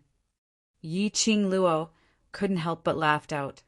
"Xian, your method is really simple and crude, but I like it." Shishanglan dared to scheme against her. Then he would have to bear the consequences of their retaliation. Sure enough, when the tear gradually opened to about 12 meters or so, Yi Shiwen's eyes widened. Shishanglan finally couldn't bear the fear of being punished by the heavenly way. An intense ray of light shot down from the top of the battle plane. Following that, they saw that elegant young man standing at the center of the light, looking at them with a gloomy face. "Stop! All of you stop right now." Shishanglan was no longer as gentle as before. His expression was ferocious as he pointed at them agitatedly and roared, "This is a formation that I created. If you dare to touch this formation, I will kill all of you in this formation." At this moment, he still wanted to scare Yiqing Luo and the others. Yiqing Luo raised her head and looked at the ashen-faced man with a thin layer of sweat on his forehead. She leaned lazily in DMO Xian's arms and smiled charmingly. "Really? Why don't we try and see who dies first?" "Yiqing Luo." Shishanglan gritted his teeth and roared. Yiqing Luo picked her ears as her brows raised frivolously. "Are you relying on sound to make us die in the array?" "Pucci!" Yan Xiaoyi and Xiao Jin laughed out loud. Shishanglan's face was ashen. He could not imagine that his invincible godly array was actually unable to tame Yiqing Luo and DMO Xian. The so-called heart attack formation had not only failed to take down Yiqing Luo and DMO Xian. On the contrary, it was taken down by Yiqing Luo. What's more, his father had already sent news over, ordering him to immediately open up the entrance of the array and let Yiqing Luo out safely. His father already knew about the matter of him using Godless Island's forbidden arts for himself, and his plan for the array had also failed. Not only had it failed, he had even offended the imperial palace, an overlord whom even his father was wary of. Chapter 1910. His father would never let him off. Everything he had was ruined. He had painstakingly planned for such a long time.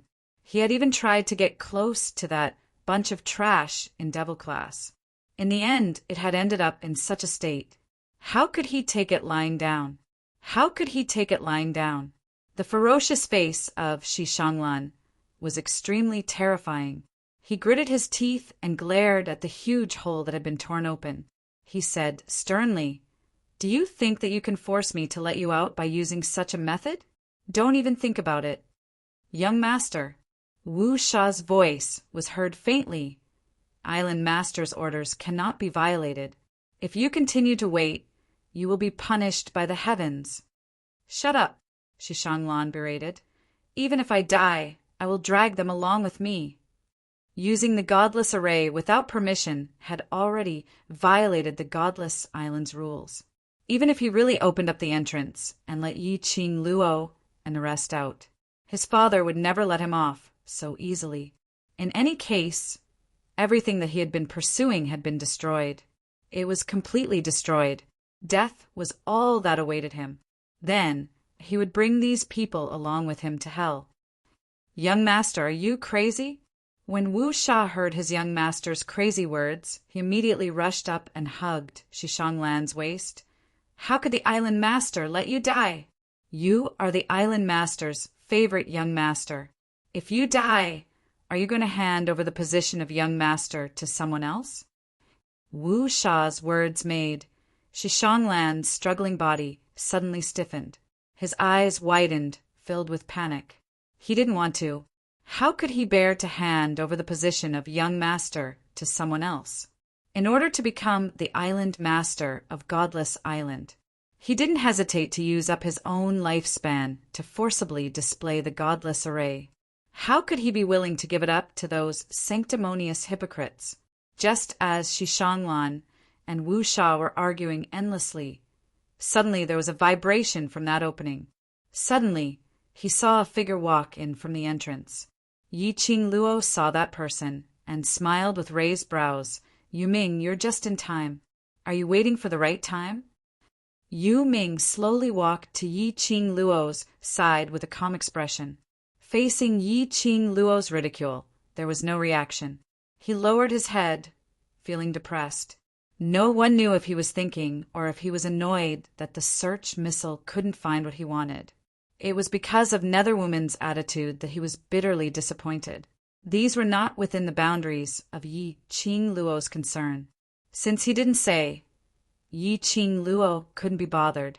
Of course, the prerequisite was that he wouldn't have any ideas about her again. This episode made Xishanglan realize the severity of the situation. Wu Sha was right. Even if he violated the rules of the Godless Island, as long as he was still the young master of the Godless Island, his father would not punish him severely. If he was really punished by the heavenly Tao because of the godless array, he would never be able to reincarnate. He would really lose more than he gained, especially when he saw that someone had entered the battle plane through the tear. Xishanglan completely panicked. In the blink of an eye, the beam of light floating in the void covered the tear in the void. The entrance appeared before everyone's eyes. DMO Xian seemed to be asking for credit as he lowered his head and stuck close to her ear as he whispered, "The entrance is out." Yi Qing Luo decisively smoothed his hair and kissed his face. "My guardian god is the best." DMO Xian was satisfied. The few of them slowly stepped out of that beam of light. It was as if they had entered the godless array for a tour, taking a stroll around. The group of people were unscathed. Just like that, he calmly walked past Xishanglan. Asterisk. Chapter 1911. At the same time, the battle plane, which had already cracked open for nearly 20 meters, was gradually closing up. Following that, the godless array's entrance light was also completely shut at this moment. Xishanglan's entire body turned soft as he lay paralyzed on the ground. His eyes stared deadly at Yi Qing Luo. Wu Sha immediately protected Xishanglan with a stern expression. However, after Yi Qing Luo and the rest walked out, they didn't even give them half a glance as they directly walked past them and slowly walked out of the secret room. Just as they were nearing the secret room's exit, DMO Xian halted his footsteps as he glanced sideways. That pair of brilliant peach blossom eyes revealed a piercingly cold glint. Wu Sha felt a chill running down his spine as his legs turned soft as he half knelt onto the ground. "Convey to your island lord, regarding today's matter, I will personally pay a visit to discuss with him in detail." Saying that, he hugged the young lady in his arms tightly as he walked out of the secret room without turning back. leaving behind two people who were half kneeling on the ground as they broke out in cold sweat. The place where Yi Qing Luo and the rest were at was exactly the place where they entered the array. Yi Qing Luo had already drawn out the map of the treasure-gathering pavilion in her mind. After a moment, she brought the few of them out of the secret room and returned to the extremely remote sundry room in the treasure-gathering pavilion. There were usually very few people who passed by the sundry room. However, when the few of them just came out from the sundry room, coincidentally, a team of 10 people who were dressed in the guard's uniform walked towards them. When that guard saw Yi Qing Luo, his face instantly revealed an overjoyed expression as he shouted at the top of his voice, "Found it! Found it! Madam, Yi Qing Luo has found it!" This howl was heard by Yi Qing Luo acutely. Numerous footsteps, blotting out the sky and covering the earth as they surged towards their direction. Momentarily, the entire ground was filled with dust as it floated along with the wind. Immediately following that, she saw a huge wave of people, charging towards them in an imposing manner. Weren't the siblings Shi Ruoyu and Shi Ruoshi right at the front? Following closely behind was Tong Ziqing, Long Yunzhan, and the rest. What situation was this? Yi Qing Luo and the rest had a dazed expression. Shi Ruoshi had already pounced into Yi Qing Luo's arms as she hugged her tightly. "Sister, you're finally back.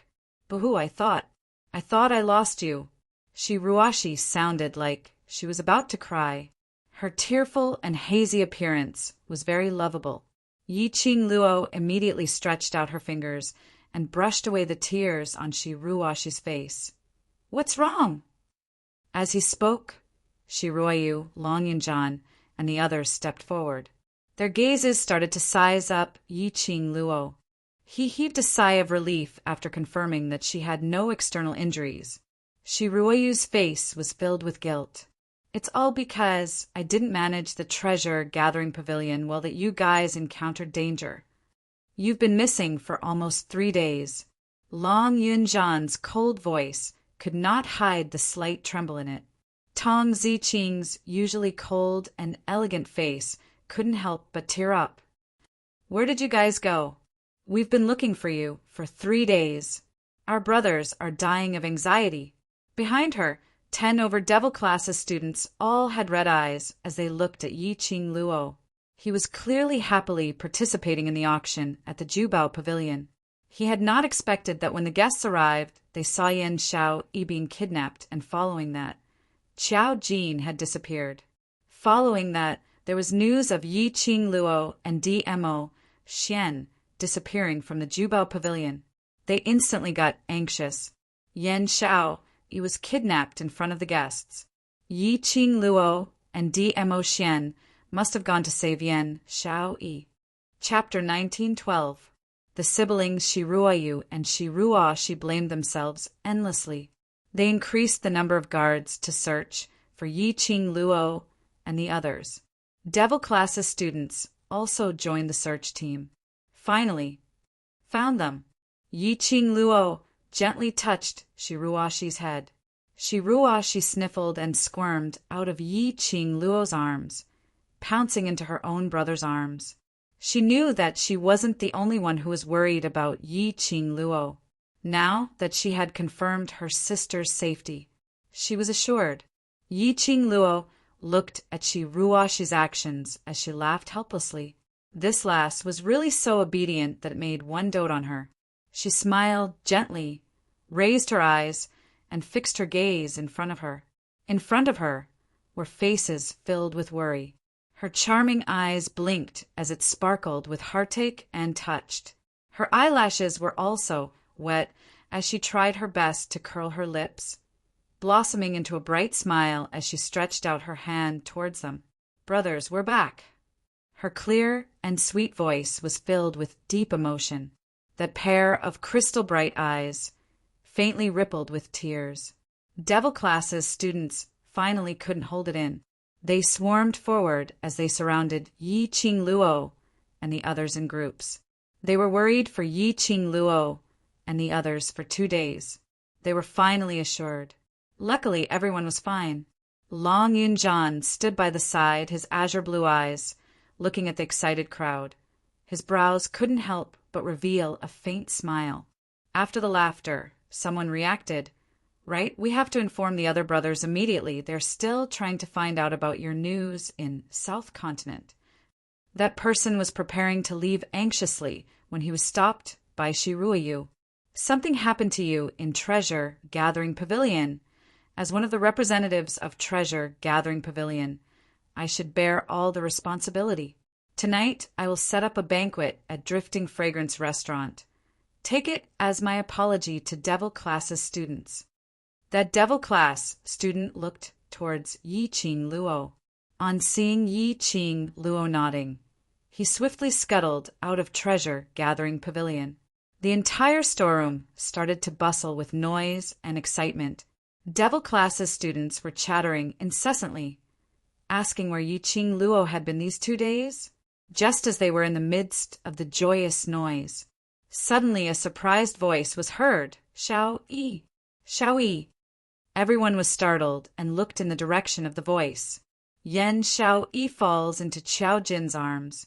Under the sunlight, her delicate face was strangely pale, like a fragile doll. What's going on? Yi-Ching Luo frowned as she pushed the crowd aside and walked over. Qiao Jin hugged Yen Xiao Yi helplessly, his face pale. I don't know. She just suddenly. Let me take a look first. Baiming Lu squeezed through the crowd and immediately took in Xiao Yi's pulse. After checking his pulse for a long time, Baiming Lu's face sank and became extremely ugly. Qiao Jin nervously tightened his arms. What's going on? Is Xiao Yi all right?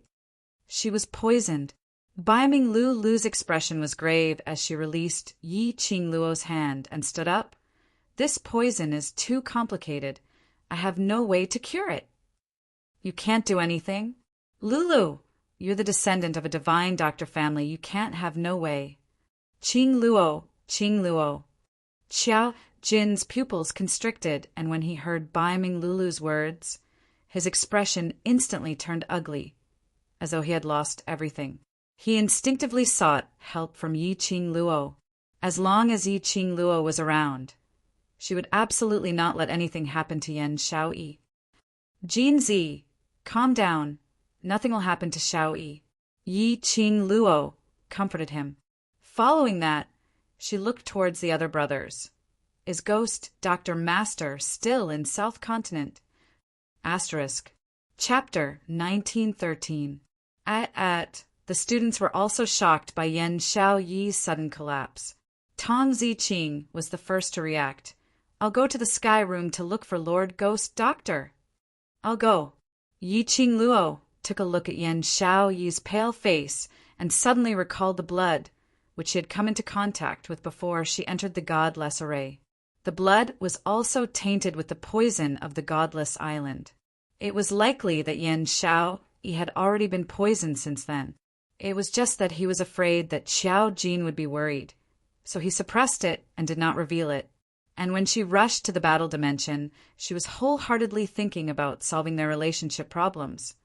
So she didn't notice Yen Xiao Yi's physical problems. The poison that Yen Xiao Yi was inflicted with should be the ultimate poison of Godless Island. Moreover, the poison in Yen Xiao Yi's body and the poison in Qiao Jin's body were on a completely different level. The 100 dispelling pill that she had refined had cured the poison in Qiao Jin's body, but had not been able to clear the poison in Yen Xiao Yi's body. Looks like this poison can only be cured by Master Ghost Doctor. Yi-Ching Luo turned her head toward Shiruayu. Ruayu, can I trouble you to prepare a room for Xiao Yi? I'll bring Master Ghost Doctor over immediately. As she finished speaking, she summoned Shiju and leaped onto Shiju's back before shouting, Let's go! Shiju turned into a black afterimage, vanishing before everyone's eyes. Shiju's speed was extremely fast. In just a short moment, he had already arrived at the first room. Yi-Ching Luo's speed was much faster than the Devil Class students who had rushed back to report. And because of this, the few Devil Class students who were surrounding the Sky Room No. 1 as well as the students and elders from the various academies, all saw a huge black panther beast descending from the sky. The woman in red was sitting on the leopard. They were all shocked. These 2 days, Yan Xiaoyi had been kidnapped at Jubao Pavilion, and Xiao Jin had disappeared soon after. After that, Yi Qing Luo and Dmo Xian went searching for Yan Xiaoyi, but they didn't manage to catch a glimpse of them. Almost the entire South Billow continent was turning upside down in search of them. Madame Qing Luo. It's Madame Qing Luo. The students of the devil class stepped forward to welcome them. Before he could express his joy, he heard Yi Qing Luo asking anxiously, "Where's Ghost Doctor Master? Is Madame Qing Luo hurt?" "Lord Ghost Doctor is refining medicine in the medicine refining room. Madame Qing Luo you." Before they could finish their words, suddenly a hurricane appeared in front of him, blowing sand into his face. They hurriedly raised their arms to cover their faces, but when the hurricane subsided, there was no sign of Yi Qing Luo at all. The students were all stunned as they recalled Yi Qing Luo's earlier question. Could it be that someone was injured? Continue treating the ghost doctor? On the other side, Yi Qing Luo hurriedly rushed towards the main courtyard's alchemy room. Outside the alchemy room, there were more than 30 alchemy apprentices in cyan robes. The vice principal was standing at the side, talking to a gloomy-looking old man about something. It seemed like they were having a quarrel. The huge black leopard attracted everyone's attention. The vice president's gaze fell from the leopard beast onto Yi Qing Luo.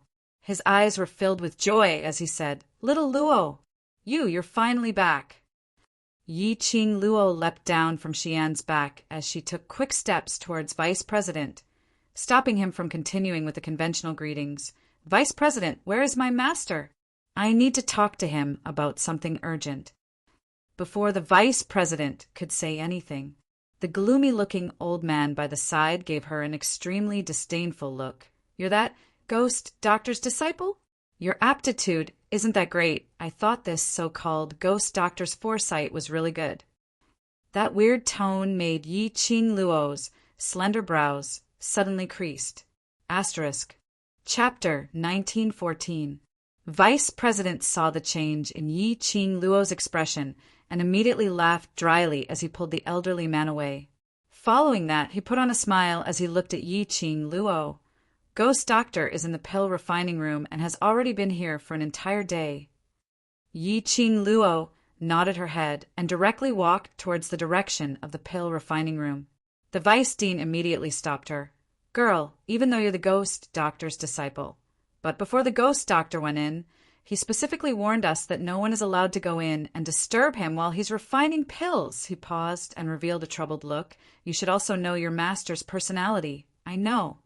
Yi Qing Luo pushed away the vice president's hand. "Xiao Yi is injured." Vice President was stunned as he recalled that the reason why Yi Qing Luo had disappeared for the past 2 days was to look for the kidnapped Yan Xiaoyi. He retracted his hand and didn't stop her. "Don't think that just because you're that ghost doctor's disciple, you can enter the medicine refining room. That ghost doctor's style is really big. In someone else's territory, she dares to chase away the owner and forcibly occupy the medicine refining room. This is the first time I've seen such a shameless medicine master." The old man next to him spoke in a strange tone. His face was full of contempt and disdain. Yi Qing Luo's footsteps paused. She glanced sideways at the old man coldly, and the corners of her lips curled into a cold smile. An apothecary at the level of a medicine ancestor? When the old man heard this, a smug look appeared on his face. "You've heard of this old man's name?" "That's right. I am the only master apothecary at the medicine grandmaster level in the headquarters. You can call me Master Yao Lao." Yi Qing Luo's lips curled up slightly as her eyes were filled with ridicule. "What a coincidence! My master is also an elder-level alchemist." Yao Lao was slightly stunned, not understanding the meaning of Yi Qing Luo's words. The next moment, Yi Qing Luo's chilly voice cleared his doubts. "Unfortunately, in a situation where both of us are at the same level. You're not even comparable to a single finger of my master. To think that you have the title of a medicinal grandmaster, it's just an empty shell." Leaving this sentence behind, Yi Qing Luo headed towards the direction of the pill refining room without even turning her head back. No matter how Lao cursed at her from behind, Yi Qing Luo couldn't be bothered with him. He didn't know how long the poison in Xiao Yi's body would last. She did not have the time to waste with Yao Lao here. If it wasn't for Yao Lao constantly insulting his master ghost doctor, she didn't even want to pay attention to it. Yao Lao took some time before he understood the meaning behind Yi Qing Luo's words. His old face instantly turned steely green as he clenched his teeth and rolled up his sleeves, wanting to settle the score with Yi Qing Luo. Vice President stopped Yao Lao, but he had no choice but to admit Yi Qing Luo's words. They were both medicine grandmasters. However, the ghost doctor's name had spread far and wide. She was even called the Ghost Hand Doctor. It could be said that if it wasn't for the fact that Yi Qing Luo had mentioned that Ghost Doctor was merely an elder level, he probably thought that the Ghost Doctor was either a medicine emperor or a medicine immortal. Looking at the medicine faction's alchemists, whom they had always been proud of, their faces were twisted with jealousy. The vice president sighed helplessly. Yi Qing Luo walked directly into the pill refining room without any restraint. The surrounding alchemists looked at each other in dismay, but due to Yi Qing Luo's imposing manner, they didn't dare to stop her. The ghost doctor stayed in the medicine refining room for a day. At least 3 people had been forcefully thrown out by the ghost doctor. This young lady actually dared to barge in? The junior alchemists were all guessing when Yi Qing Luo would be thrown out by that emotionally unstable ghost doctor. The junior alchemists specially stood on the left and right sides, leaving an empty space in front of the door.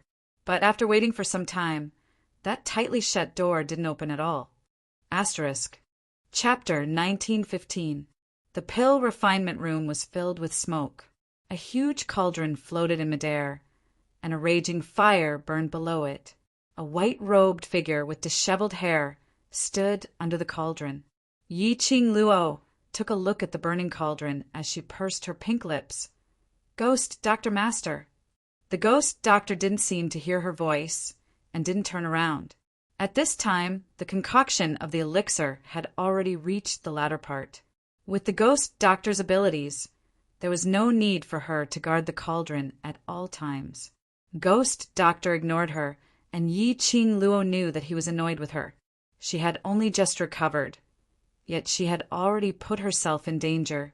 Yi Qing Luo's tone softened as she slowly walked to Ghost Doctor's side, raising her head together with him as she looked at the cultivation furnace. "Master Ghost Doctor, the people from Godless Island have attacked me." Yi Qing Luo explained the reason for her disappearance for 2 days. The ghost doctor's body stiffened. Yi Qing Luo stood very close to him and could feel the change in ghost doctor's breathing. He heard her voice. Yi Qing Luo's hand slowly hugged his arm, as her voice was a little soft. "Ghost Doctor Master, I've been with Xian for the past 2 days, not leaving him by even half a step. I also didn't rely on the fact that you've treated all my injuries to act recklessly and recklessly." The ghost doctor's body stiffened, as though he was extremely unnatural and not used to Yi Qing Luo's nearness. "Master Ghost Doctor, look at how cute and adorable I am trying to please you. Can you help me, please?" Yi Qing Luo hugged Ghost Doctor's arm and started shaking it. The ghost doctor truly doted on her. She also believed that the ghost doctor would not ignore the students of Devil Class.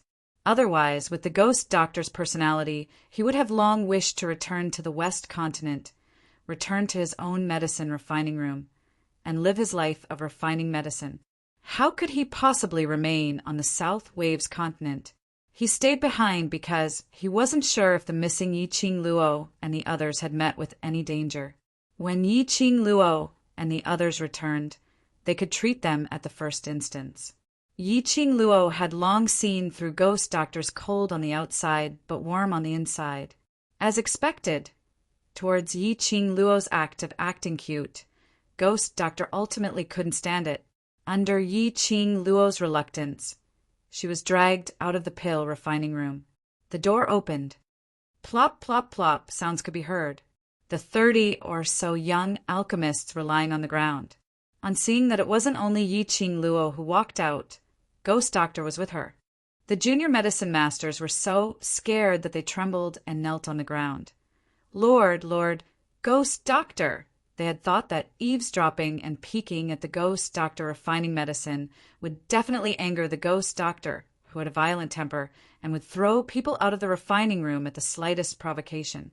In the past, when they peeped at Yao Lao refining medicine, they would be punished by Yao Lao when they were discovered. However, the Ghost Doctor didn't even look at them. He walked straight past them and into the front yard. Just as the junior apothecaries were feeling extremely perturbed, they saw the beautiful girl beside the Ghost Doctor reveal a devastatingly beautiful smile at them. There are still pills refined by my master in the medicine refinement room. Take a good look. Once the refinement is successful, these pills will be a gift from my master to you young alchemists. After saying that, he turned his head and bade farewell to the vice dean, then pulled the Ghost Doctor onto Shiju's back and swaggered off. The eyes of the young alchemists lit up. A gift from the Ghost Doctor? Not only did the Ghost Doctor not punish them, he even gave them a gift. The junior apothecaries flocked as they rushed into the pill refining room. Chapter 1916. Yao Lao's undignified look made Vice President frown slightly. Yao Lao even rolled up his sleeves and was about to rush into the pill refining room to chase those junior alchemists out. Vice President had no choice but to stop Yao Lao's extreme actions. How could he not tell that Yi Qing Luo was intentionally pulling aggro for Yao Lao?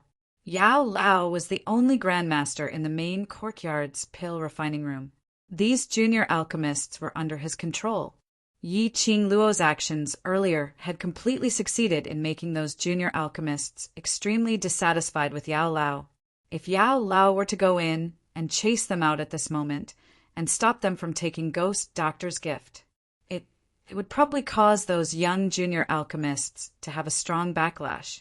By then, Yao Lao would really lose the hearts of those junior alchemists. However, Vice President couldn't blame Yi Qing Luo for doing this. After all, Yao Lao's actions today indeed didn't seem like something a Grandmaster Alchemist should do. He sighed softly and tried to persuade Yao Lao in every possible way before he managed to persuade him. Yi Qing Luo was on Shiju's back as she explained Yan Shao Yi's current symptoms and her guess towards the poison. Hence, when they reached Treasure Gathering Pavilion, Ghost Doctor went directly to Yan Shao Yi's room to take her pulse. Luckily, after Yan Shao Yi was poisoned, she had swallowed Yi Qing Luo's 100 dispelling pill, which suppressed a portion of the poison. Following that, a portion of the poison was removed by a mysterious force. Now the remaining poison in Yan Shao Yi's body wasn't much. Mentioning that mysterious force, Yi Qing Luo subconsciously took a look at Xiao Jin. The force which was able to remove a portion of the poison should be that golden ray which was brought out when Xiao Jin released his golden eye's energy. Moreover, they were now in Treasure Gathering Pavilion. What kind of place was Treasure Gathering Pavilion? They had all kinds of rare and precious medicinal herbs. With Ghost Doctor's help, there were all kinds of medicinal herbs. The poison in Yan Shao Yi's body wasn't considered as serious. Hearing this news, everyone in Devil Class heaved a sigh of relief as their suspenseful hearts were all put down. Taking a look at Ghost Doctor, who was performing acupuncture, Yi Qing Luo stood up and quietly dispersed the surrounding students. 50 over people left the room. Yi Qing Luo took a look at Shi Ruoyu and smiled lightly. Tonight, Ruoyu will be booking a banquet at Floating Fragrance Restaurant. Everyone don't forget. The Ghost Doctor had personally said that Yan Shao Yi was fine. Yi Qing Luo also didn't wish for all the students to be like her, constantly tensed up in emotions. These 2 days, the 4 of them had gone missing, and then they were busy taking care of Yan Xiao-yi. It was time to relax. Sure enough, when he heard that there was a feast to eat tonight, he was startled. The eyes of the young students sparkled with excitement. Yiqing Luo asked them to go down, first to tidy herself up. Piaoxiang Restaurant was the largest restaurant in Gufeng City. If they wanted to book a restaurant for a meal, even if they didn't have to be extravagant, they had to at least be dressed neatly. The students cheered and dispersed to prepare to bathe, change their clothes, and wait for the feast. Yiqing Luo's charming eyes were filled with smiles as she sent the students off with her eyes before she looked at Shiruoyu with a light smile. "Royu, I have something to discuss with you. Is it convenient?" Shiruoyu seemed to have guessed that Yiqing Luo would look for him for a private talk as he nodded slightly. "I've already prepared the pantry. You can go over any time." Yiqing Luo smiled as she held Dmo Xian's hand and followed behind Shiruoyu, heading towards the direction of the tea room. Yiqing Luo looked at the surroundings as she suppressed her voice. "Has Yuming left?" Ever since they came out from the sundry room, Yuming had automatically disappeared. Yiqing Luo only agreed to bring him back to Nirvana Realm. As for what Yuming wanted to do after that, Yiqing Luo didn't have the mood to bother. Only Yuming had left silently. Could it be that he was plotting something in the dark? Chapter 1917. Dmo Xian hugged her tightly and saw the worry on her face as he consoled her calmly. He won't be able to stir up any big waves, moreover. Pausing for a moment, Dmo Xian seemed to be organizing his words. After some time he opened his mouth. He is a heartbroken person. Perhaps not long later, he will come back and look for you. Yiqing Luo recalled the scene of Yu Ming and Yu Nu's conversation in the mirror. Indeed, it was heartbreaking. With Dmo Xian's words, she didn't think any further as her vision fell onto Shiruoyu, who was leading the way. The three of them went to the pantry. The two of them sat down and Shiruoyu sat opposite them. "I won't beat around the bush. Ruoyu, can you tell me which powerhouse is the mysterious powerhouse behind Treasure Gathering Pavilion?" Yiqing Luo asked directly, no matter how tactful she was. Based on Shiruoyu's intelligence, he must have guessed that she would ask this question. Indeed, Shiruoyu's face didn't reveal any astonished expression, as though it was within his expectations. His handsome face revealed a tinge of guilt. As the eldest young master of the Shi family, I can't divulge any secrets of Treasure Gathering Pavilion. Yiqing Luo was already mentally prepared for this. After all, Treasure Gathering Pavilion was the #1 auction house in the South Continent. As the Shi family's powerhouse on the surface, Shi family could rest assured to hand over the auction house's matters to a 17 or 18-year-old Shiruoyu to handle. This was enough to prove Shiruoyu's ability and means. Shiruoyu wasn't that kind of hot-blooded youngster. He wouldn't do anything for his brothers or for the sake of friendship. Naturally, he wouldn't reveal the mysterious powerhouse behind Treasure Gathering Pavilion. As for the powerhouse behind Treasure Gathering Pavilion, Yiqing Luo already had an answer in her heart. But she wanted to confirm one last time. After all, this concerned her and her brother's safety.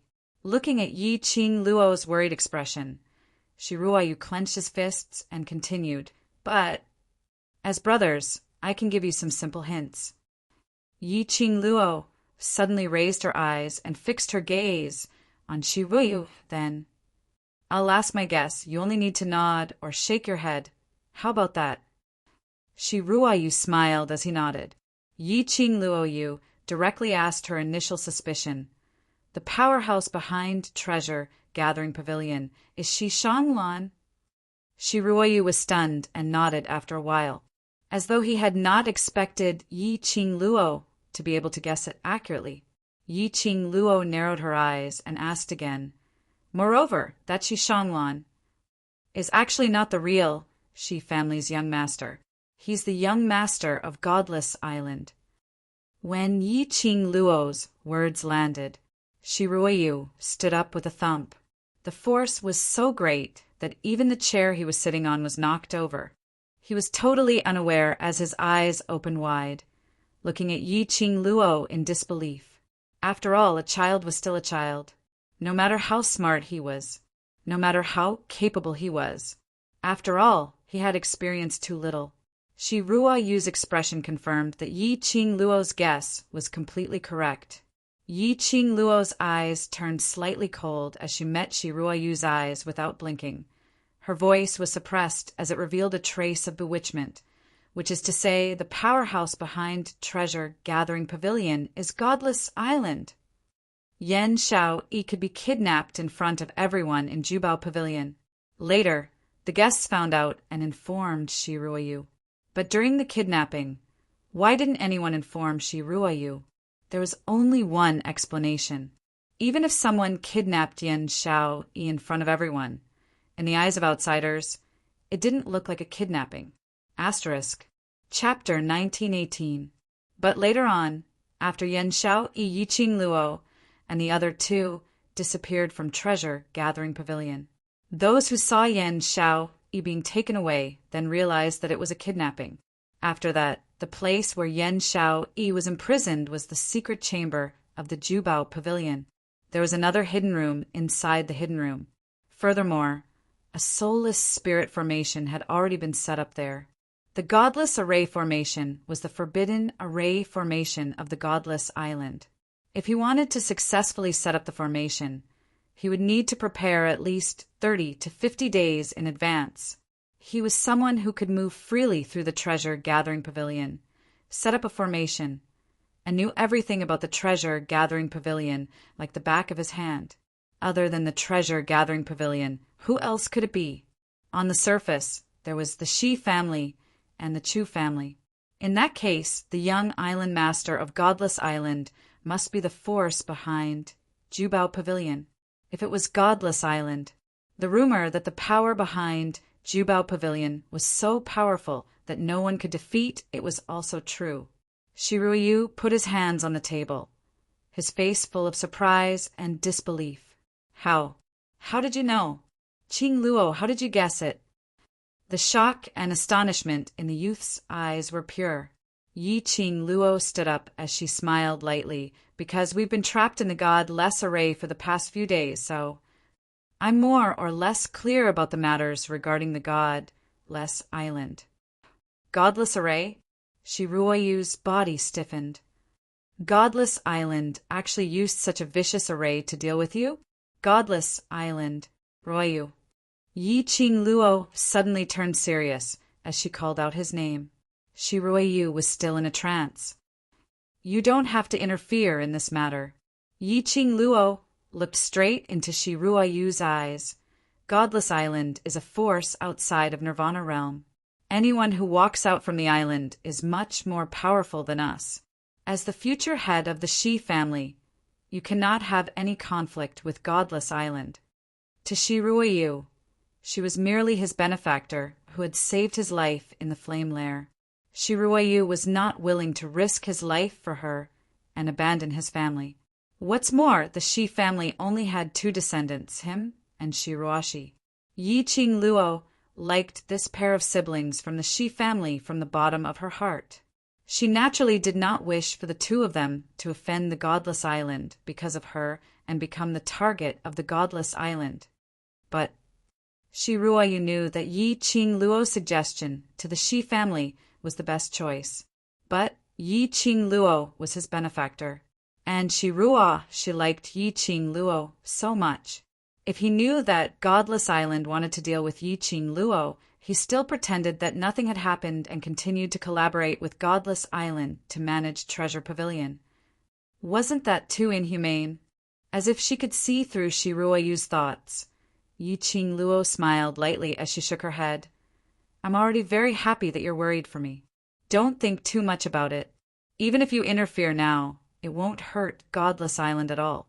On the contrary, it will affect the Shi family.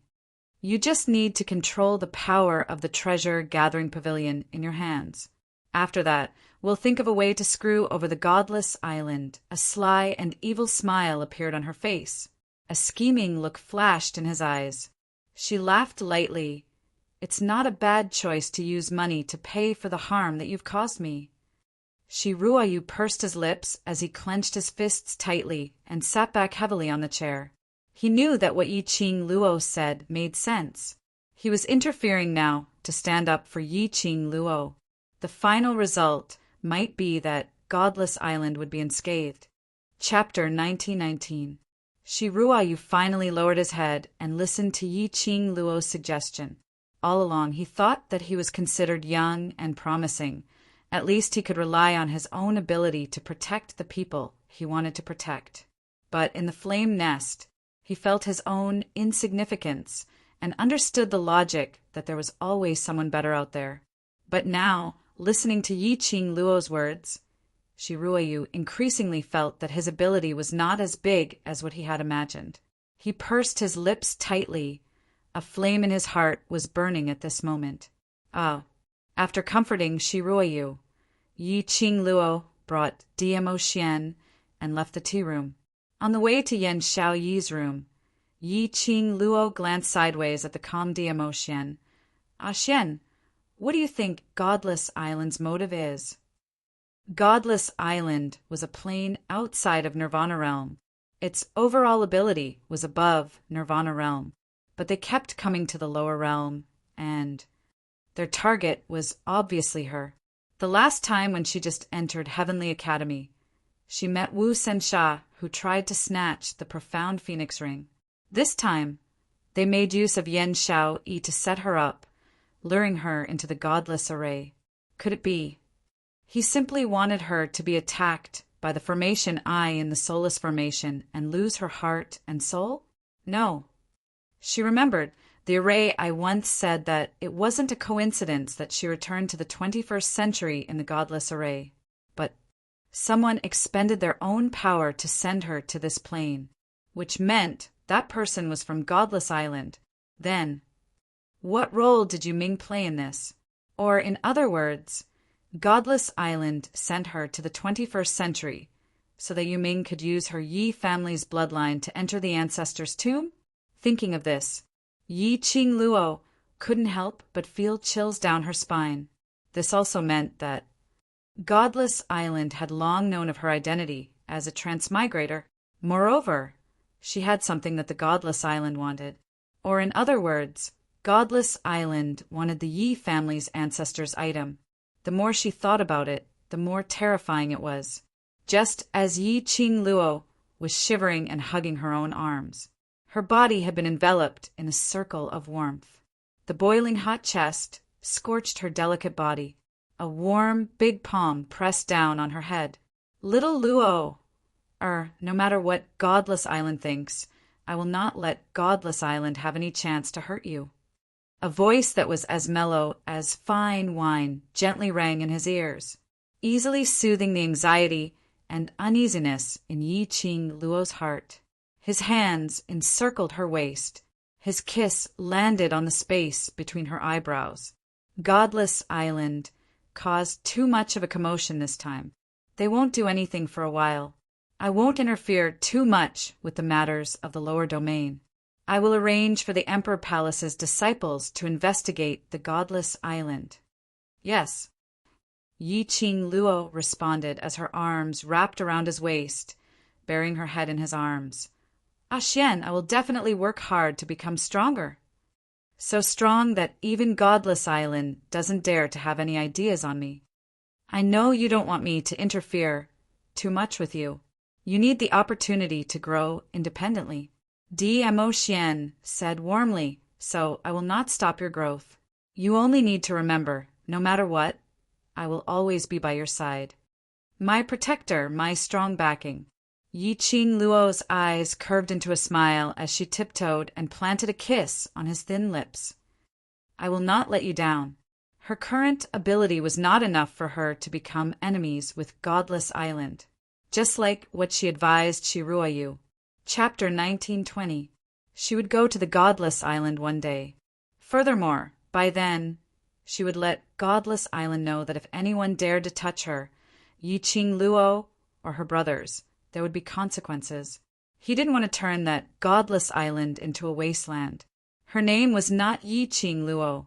DMO, Xian lowered his eyes and looked at the young girl, his eyes filled with battle intent, blazing with fire. He couldn't help but curl his thin lips and smile in his eyes.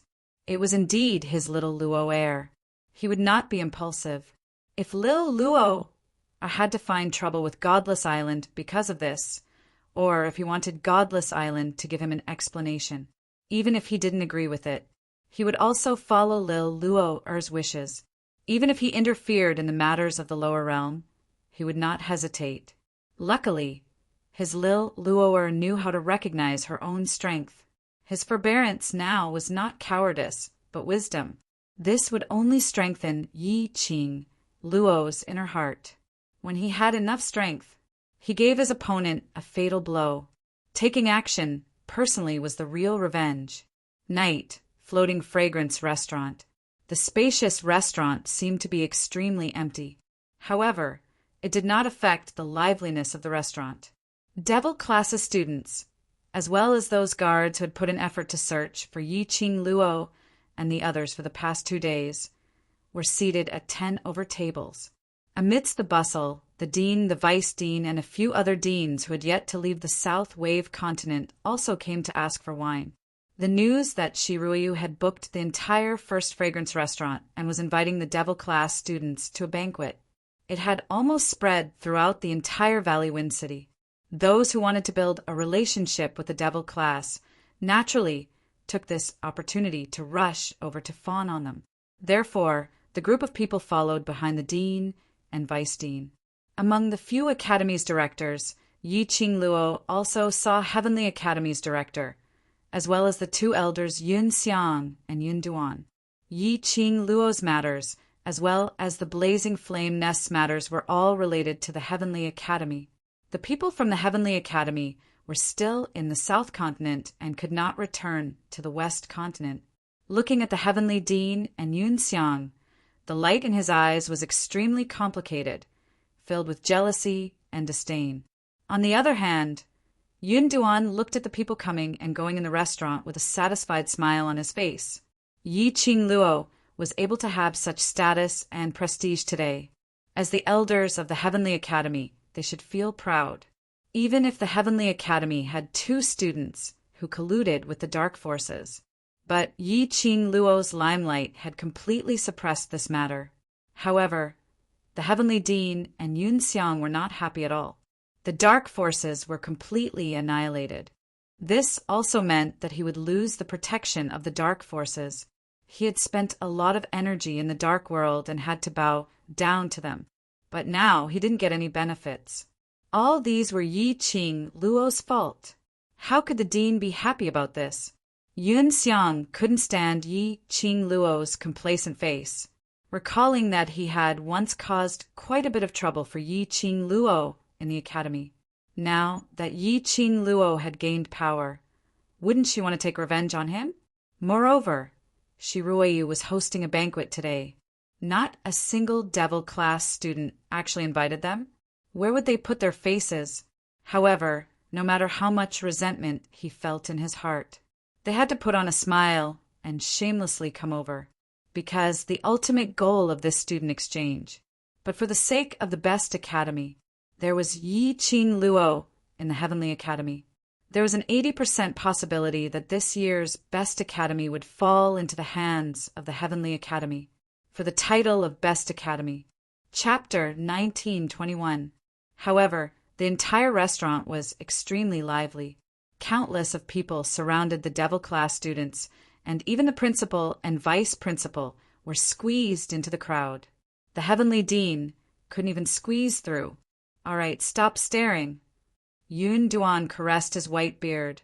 Find a corner and sit first. Yun Xiang retracted his gaze, and his old face showed some uneasiness and anger. In any case, you are still a student of the Heavenly Academy. Just a little bit of fame, and you even threw us to the back of your mind. The Heavenly Dean restrained the ruthlessness in his eyes, followed behind Yun Duan, and found a table in the corner to sit down. There were at least 200 people in the restaurant. They could not show even the slightest bit of dissatisfaction. Otherwise, if he was caught by someone with ulterior motives, this would cause quite a bit of trouble. After sitting down, Yun Duan raised his teacup and glanced at Yun Xiang leisurely. She relied on her own abilities to lead the students of the devil class and gain everyone's respect. It has nothing to do with us. She is now relying on her fame to leave the Heavenly Academy. That's understandable. Have you also been bewitched by her? Yun Xiang's face darkened. Although he was usually afraid of the first elder, at this moment he really could not hold it in. Yun Duan sneered. Yun Xiang, this is why you haven't broken through after 20 years. You're too narrow-minded.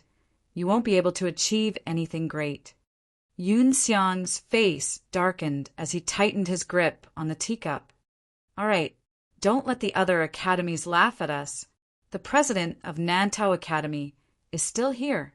The president of Shangshuan, who was annoyed by the noise, furrowed his brows and rebuked.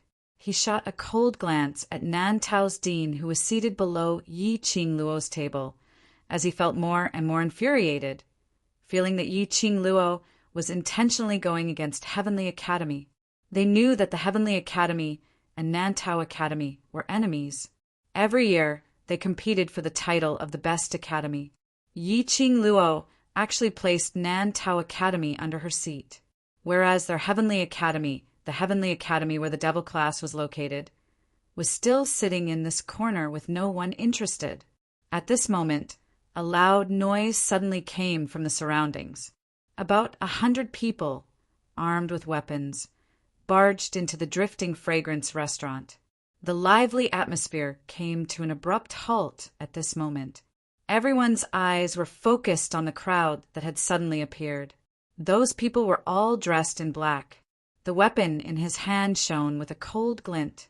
His eyes were vicious, as if he was looking at a dead man.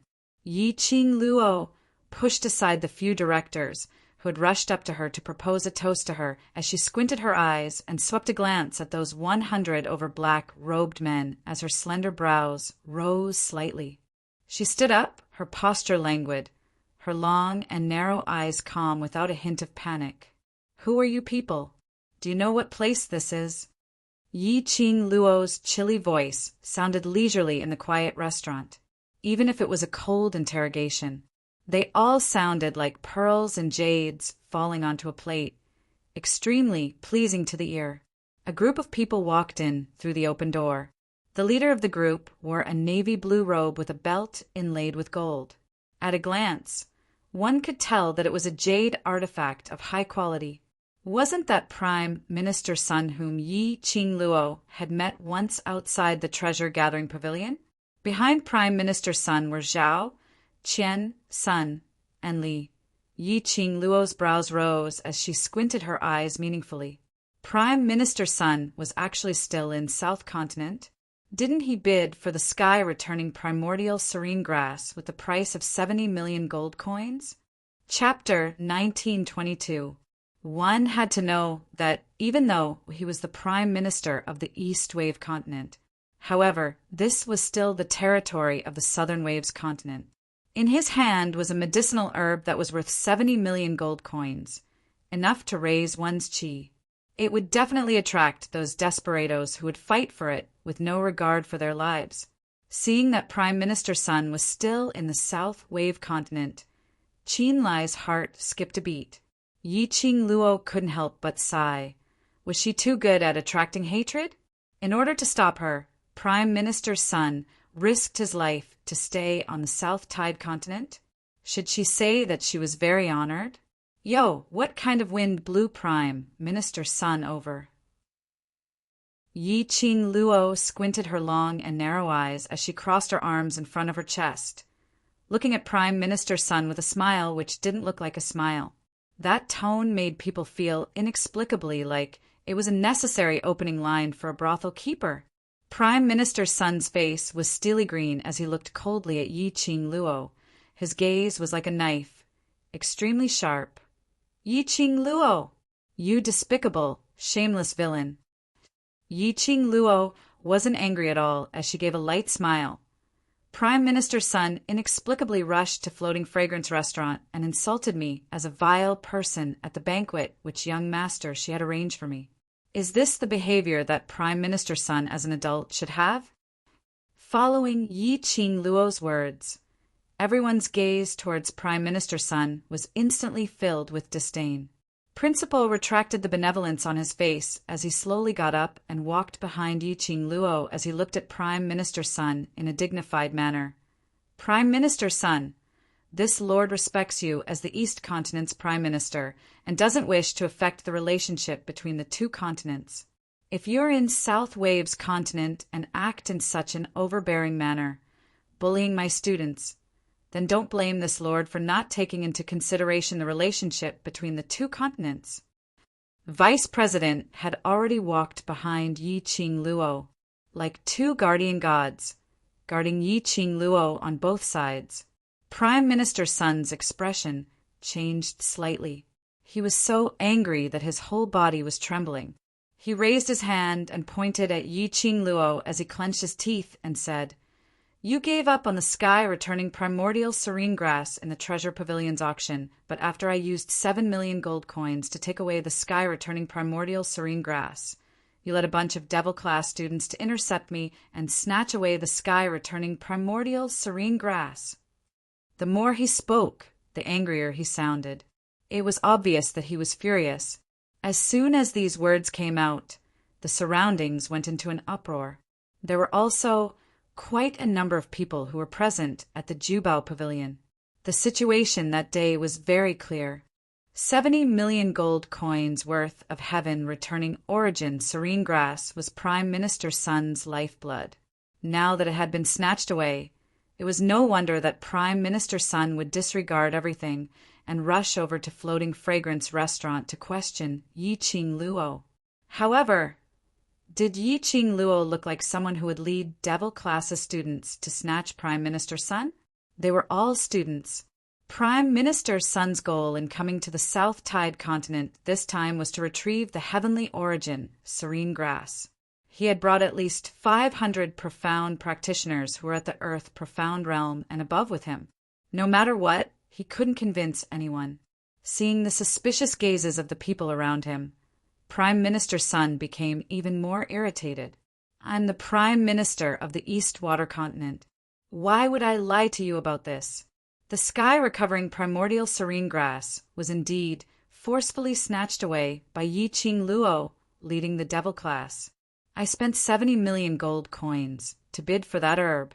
If Yi Qing Luo doesn't hand over the medicinal herb today, everyone present here, don't blame me for unintentionally hurting you. Bang! Bang! One after another, sounds of slamming the table rang throughout the hall. Each of the Academy's directors had already stood up as they stared coldly at Prime Minister Sunday. In that case, Prime Minister's son intends to make a move against us. Although I'm just a small director, but since Prime Minister's son insists on going against this Academy, I will absolutely not back off. Asterisk. Chapter 1923. Various academies started to express their protection towards Yi Qing Luo. As long as Prime Minister's son made a move, that was to become enemies with all the academies. These academies, if it was just one academy, Prime Minister's son wouldn't even bother about them. But 10 over academies added together. That was equivalent to offending the various continents. Most of the forces. What's more, there were 3 academies which were the East Continent's academies. At this moment, they stood on Yi Qing Luo's side without any hesitation. The expression on Prime Minister's son's face turned extremely ugly and gloomy, and Yi Qing Luo stood in the middle of everyone's protection. Her lips curled into an extremely faint smile. In Prime Minister's son's eyes, that smile was ridiculing him. His face flushed red, and the taut string in his mind suddenly snapped. Just imagine exhausting his family fortune to bid for the sky-returning primordial serene grass.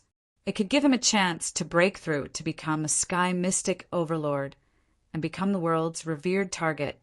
But unfortunately, just as his mind was filled with illusions of himself becoming a sky mystic overlord, The sky-returning primordial serene grass was forcefully snatched by a bunch of young lads. This didn't just destroy his dream of being a supreme being. It also gave him a tight slap on his face. If he let the devil class off, he, Prime Minister Sun's awe-inspiring name, would become a joke in the pugilistic world. He had an illustrious reputation. How could he possibly endure it? He would become a joke? Yi Qing Luo. Today, these directors will plead on your behalf, as long as you obediently hand over the sky-returning primordial serene grass. I will not pursue the matter of you targeting me and snatching the sky-returning primordial serene grass.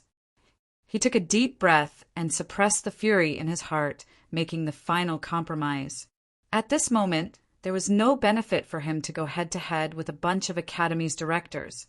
As long as he obtained the sky-returning primordial serene grass and advanced to the sky mystic Overlord, he would not let any of these directors who stood on Yi Qing Luo's side off. Prime Minister Sun thought. This was his last concession. Smart people would know what to choose at this moment. But a faint laughter was heard. That fiery red-robed young lady's eyes were filled with smiles. Because of her smile, a pair of long and narrow eyes curved even more devilishly.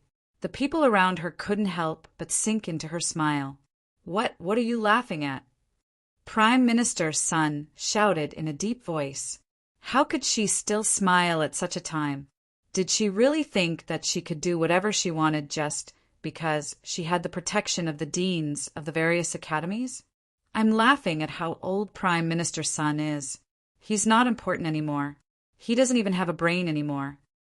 Yi Qing Luo covered her mouth as she cast a contemptuous sidelong glance at Prime Minister Sun. Your sky-recovering vitality serene grass is missing, and you're certain the devil class took it away. Then, if I were to say that my god relic is missing, does that mean that you, Prime Minister Sun, snatched it away? As she said that, she sneered. It's just a mouth. You can say whatever you want. You don't want to admit it. Prime Minister Sun roared angrily. Yi Qing Luo raised her brows. Why should I admit to something that I haven't done? All right. Good. Prime Minister Sun's face flushed red with anger. This is the person you're protecting.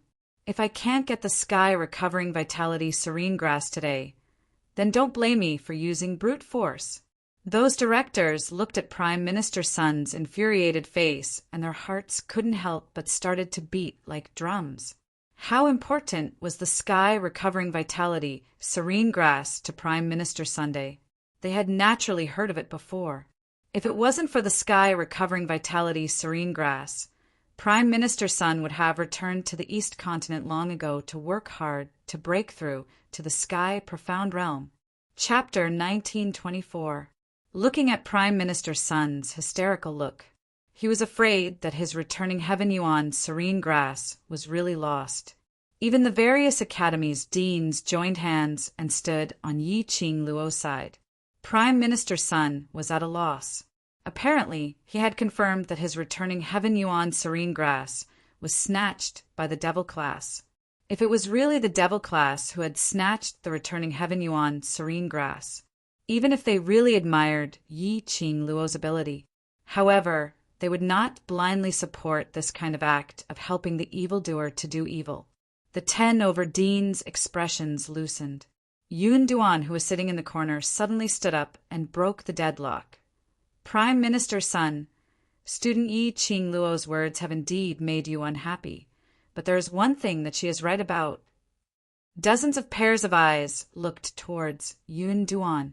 Heavenly Dean and Yun Xiang, who were sitting by the side, immediately restrained their expressions of watching a good show. Following that, they heard Yun Duan continued, Everything depends on evidence. It's just one mouth. If there's no evidence to prove that student Yi Qing Luo did it, how do you expect us to believe? If you insist that it's our Heavenly Academy students who snatched your returning Heaven Yuan serene grass, then please show us the evidence. Yun Duan's words received the approval of the other Academy's deans. Prime Minister Sun stared angrily at Yun Duan. I swear on my position as Prime Minister. If this returning heaven yuan serene grass is not snatched by devil-class students, I will never be able to break through to the sky profound realm and voluntarily resign from the position of Prime Minister. Ah, the entire floating fragrance restaurant was in silence. As everyone knew, Prime Minister Sun had a deep obsession to break through to the sky profound realm. Today, Prime Minister Sun actually used the sky profound realm and the position of Prime Minister as a bet.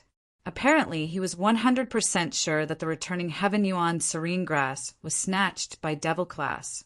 Looking at Prime Minister Sun's infuriated look, Yi Qing Luo's heart started to have a suspicion. She narrowed her eyes as her gaze swept across the devil-class students who were seated at the various tables. She actually discovered that a trace of guilt flashed past those students' eyes. Guilty? Yi Qing Luo frowned. Could it be?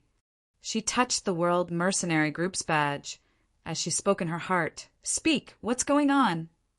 The devil-class students looked at each other in dismay. No one dared to bring up this matter. After a short while, it was Long Yunjian who explained. It turned out that when Yi Qing Luo went missing, she had met with the 4 young ladies from the Zhao, Qian, Sun, and Li families who were looking for trouble at the treasure gathering area. Following that, she got into a conflict with Prime Minister Sun. After that, Yi Qing Luo and Prime Minister Sun argued for such a long time in treasure gathering chambers.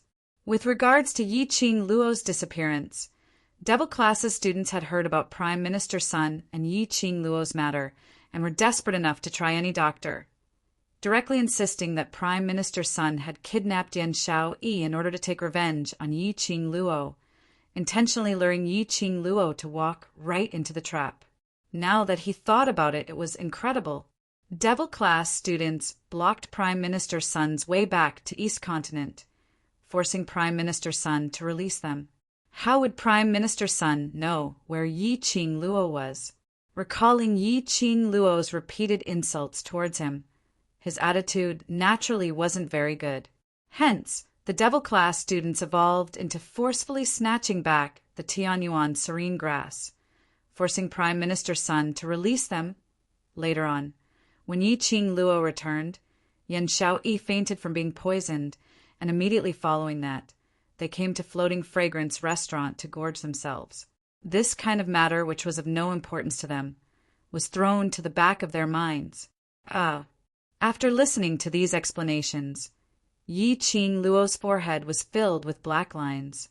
No wonder Prime Minister Sun dared to use the 2 matters which he cared about the most as bargaining chips for his poison curse. Her bunch of little fellows had really taken action to snatch back the Tianyuan serene grass. Their guts were really huge. Asterisk. Chapter 1925. Whatever the devil class did was also considered as what she, Yi Qing Luo, had done. This time round, she really had to let down the various principals' trust. Yi Qing Luo silently clicked her tongue as she thought of countermeasures in her heart. The students looked at Yi Qing Luo's lowered head, and the expression on her face was faintly grave. Some students nervously transmitted their voices through the World Group badge. Why don't I send the sky, recovering primordial serene, grass back now? Send it back? Why do you want to send it back? Yi Qing Luo raised her head abruptly as she stared at that student. This is the sky, recovering primordial serene grass, which is worth 70 million. The students. You've done beautifully this time. You're a little like me. Yi Qing Luo didn't forget to praise herself narcissistically as she rubbed her chin as she gave an evil smile. Things which are already in our hands, how can we return it? The students' lips twitched. There was a reason why they had become so intrepid now, with such a perverted leader. It would be strange if they weren't perverted, but this feeling was so damn satisfying. That's right, that's right. This was the sky recovering primordial serene grass, which was worth 70 million. They had spent quite a lot of effort before they managed to snatch it from Prime Minister Sun. If they were to return it, they would be so aggrieved. After hearing Yi Qing Luo's words, the students were feeling more and more pleased with themselves, especially when they saw Prime Minister Sun's face flushed red. They felt even more delighted. Who asked this fellow to show their boss that face in public? Who asked this fellow to take advantage of his seniority and bully others? Who asked this fellow to compete with their boss for the medicinal herb? If they didn't squeeze this fellow dry, then they weren't devil class. After finding out that everything was done by her bunch of brothers, Yi-Ching Luo's arrogance grew stronger and stronger. So what if it was done by her brothers? Her brother had overturned the skies of the South Billow continent. She could still cover for them. Even if she couldn't, there was still Mo Xian. She was just that willful. She was just that protective. Whoever had any objections, she would exterminate them. Since Prime Minister Sun made it sound so serious, then I can swear that if I snatched your sky, recovering primordial serene grass, I will become a waste once again. Yi-Ching Luo's brows rose as she crossed her arms and smiled coldly at Prime Minister Sunday. Apparently, she was provoking Prime Minister Sunday. She was indeed provoking Prime Minister Sunday. When the devil class students heard this oath, they could not help but laugh. Boss was really too evil. Boss was just too evil. These 2 days she went somewhere. It was true that she had never participated in snatching back the Tianyuan serene grass. However, Prime Minister Sun clearly didn't understand this word game. Yi masters yi yi. He was so angry that the top of his head was smoking and his whole body was trembling. Behind her, Zhao, Qian, Sun, and Li family's young ladies couldn't bear it any longer as they scolded loudly. Yi-Ching Luo! Use Li! Tian! If my uncle wasn't sure that it was you who took back the heavenly primordial serene grass, why would he ask you to take it back in front of so many uncles? Miss Zhao added, I'm sure everyone here knows what the heaven-restoring serene grass means to Prime Minister Sun.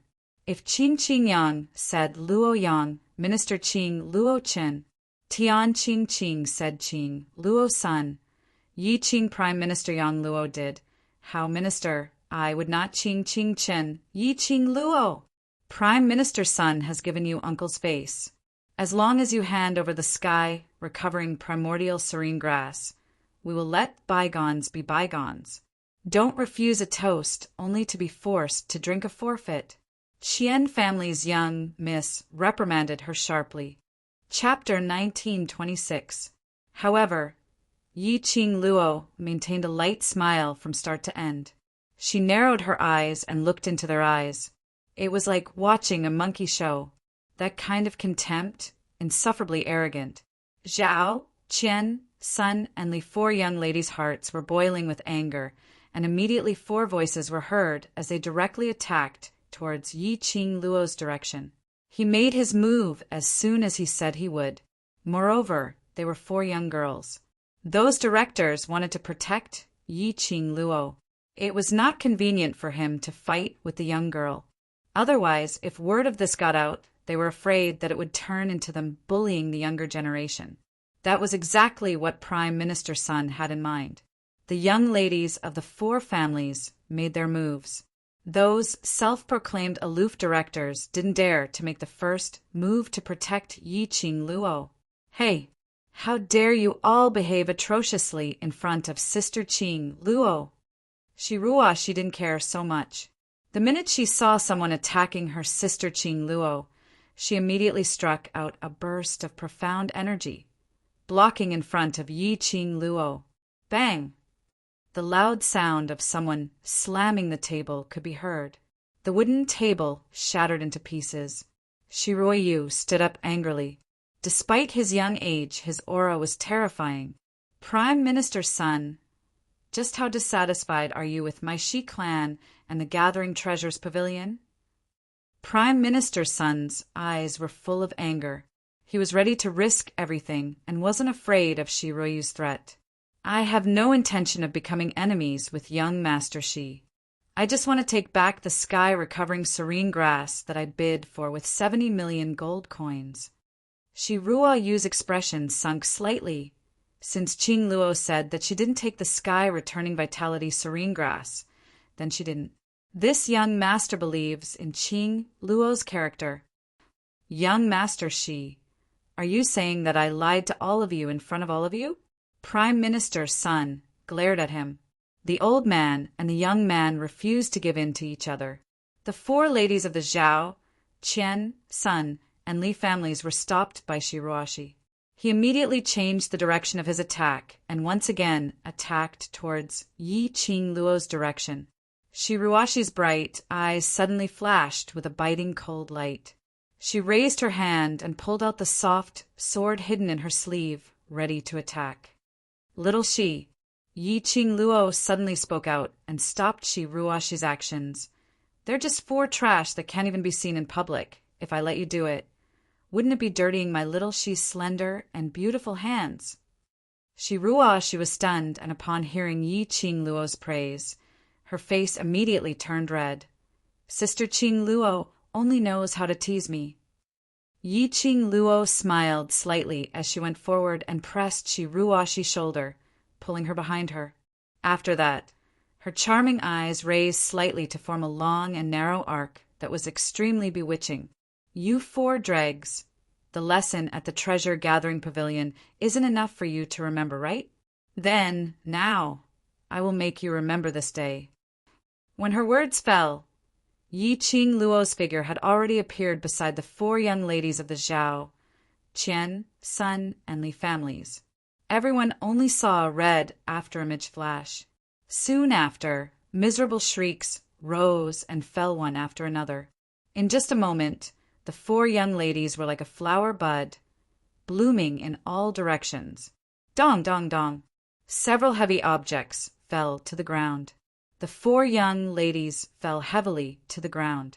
Each posture was more twisted than the last. Miss, miss. At the entrance, two middle-aged men suddenly rushed in and towards the four young ladies who were sent flying on the ground.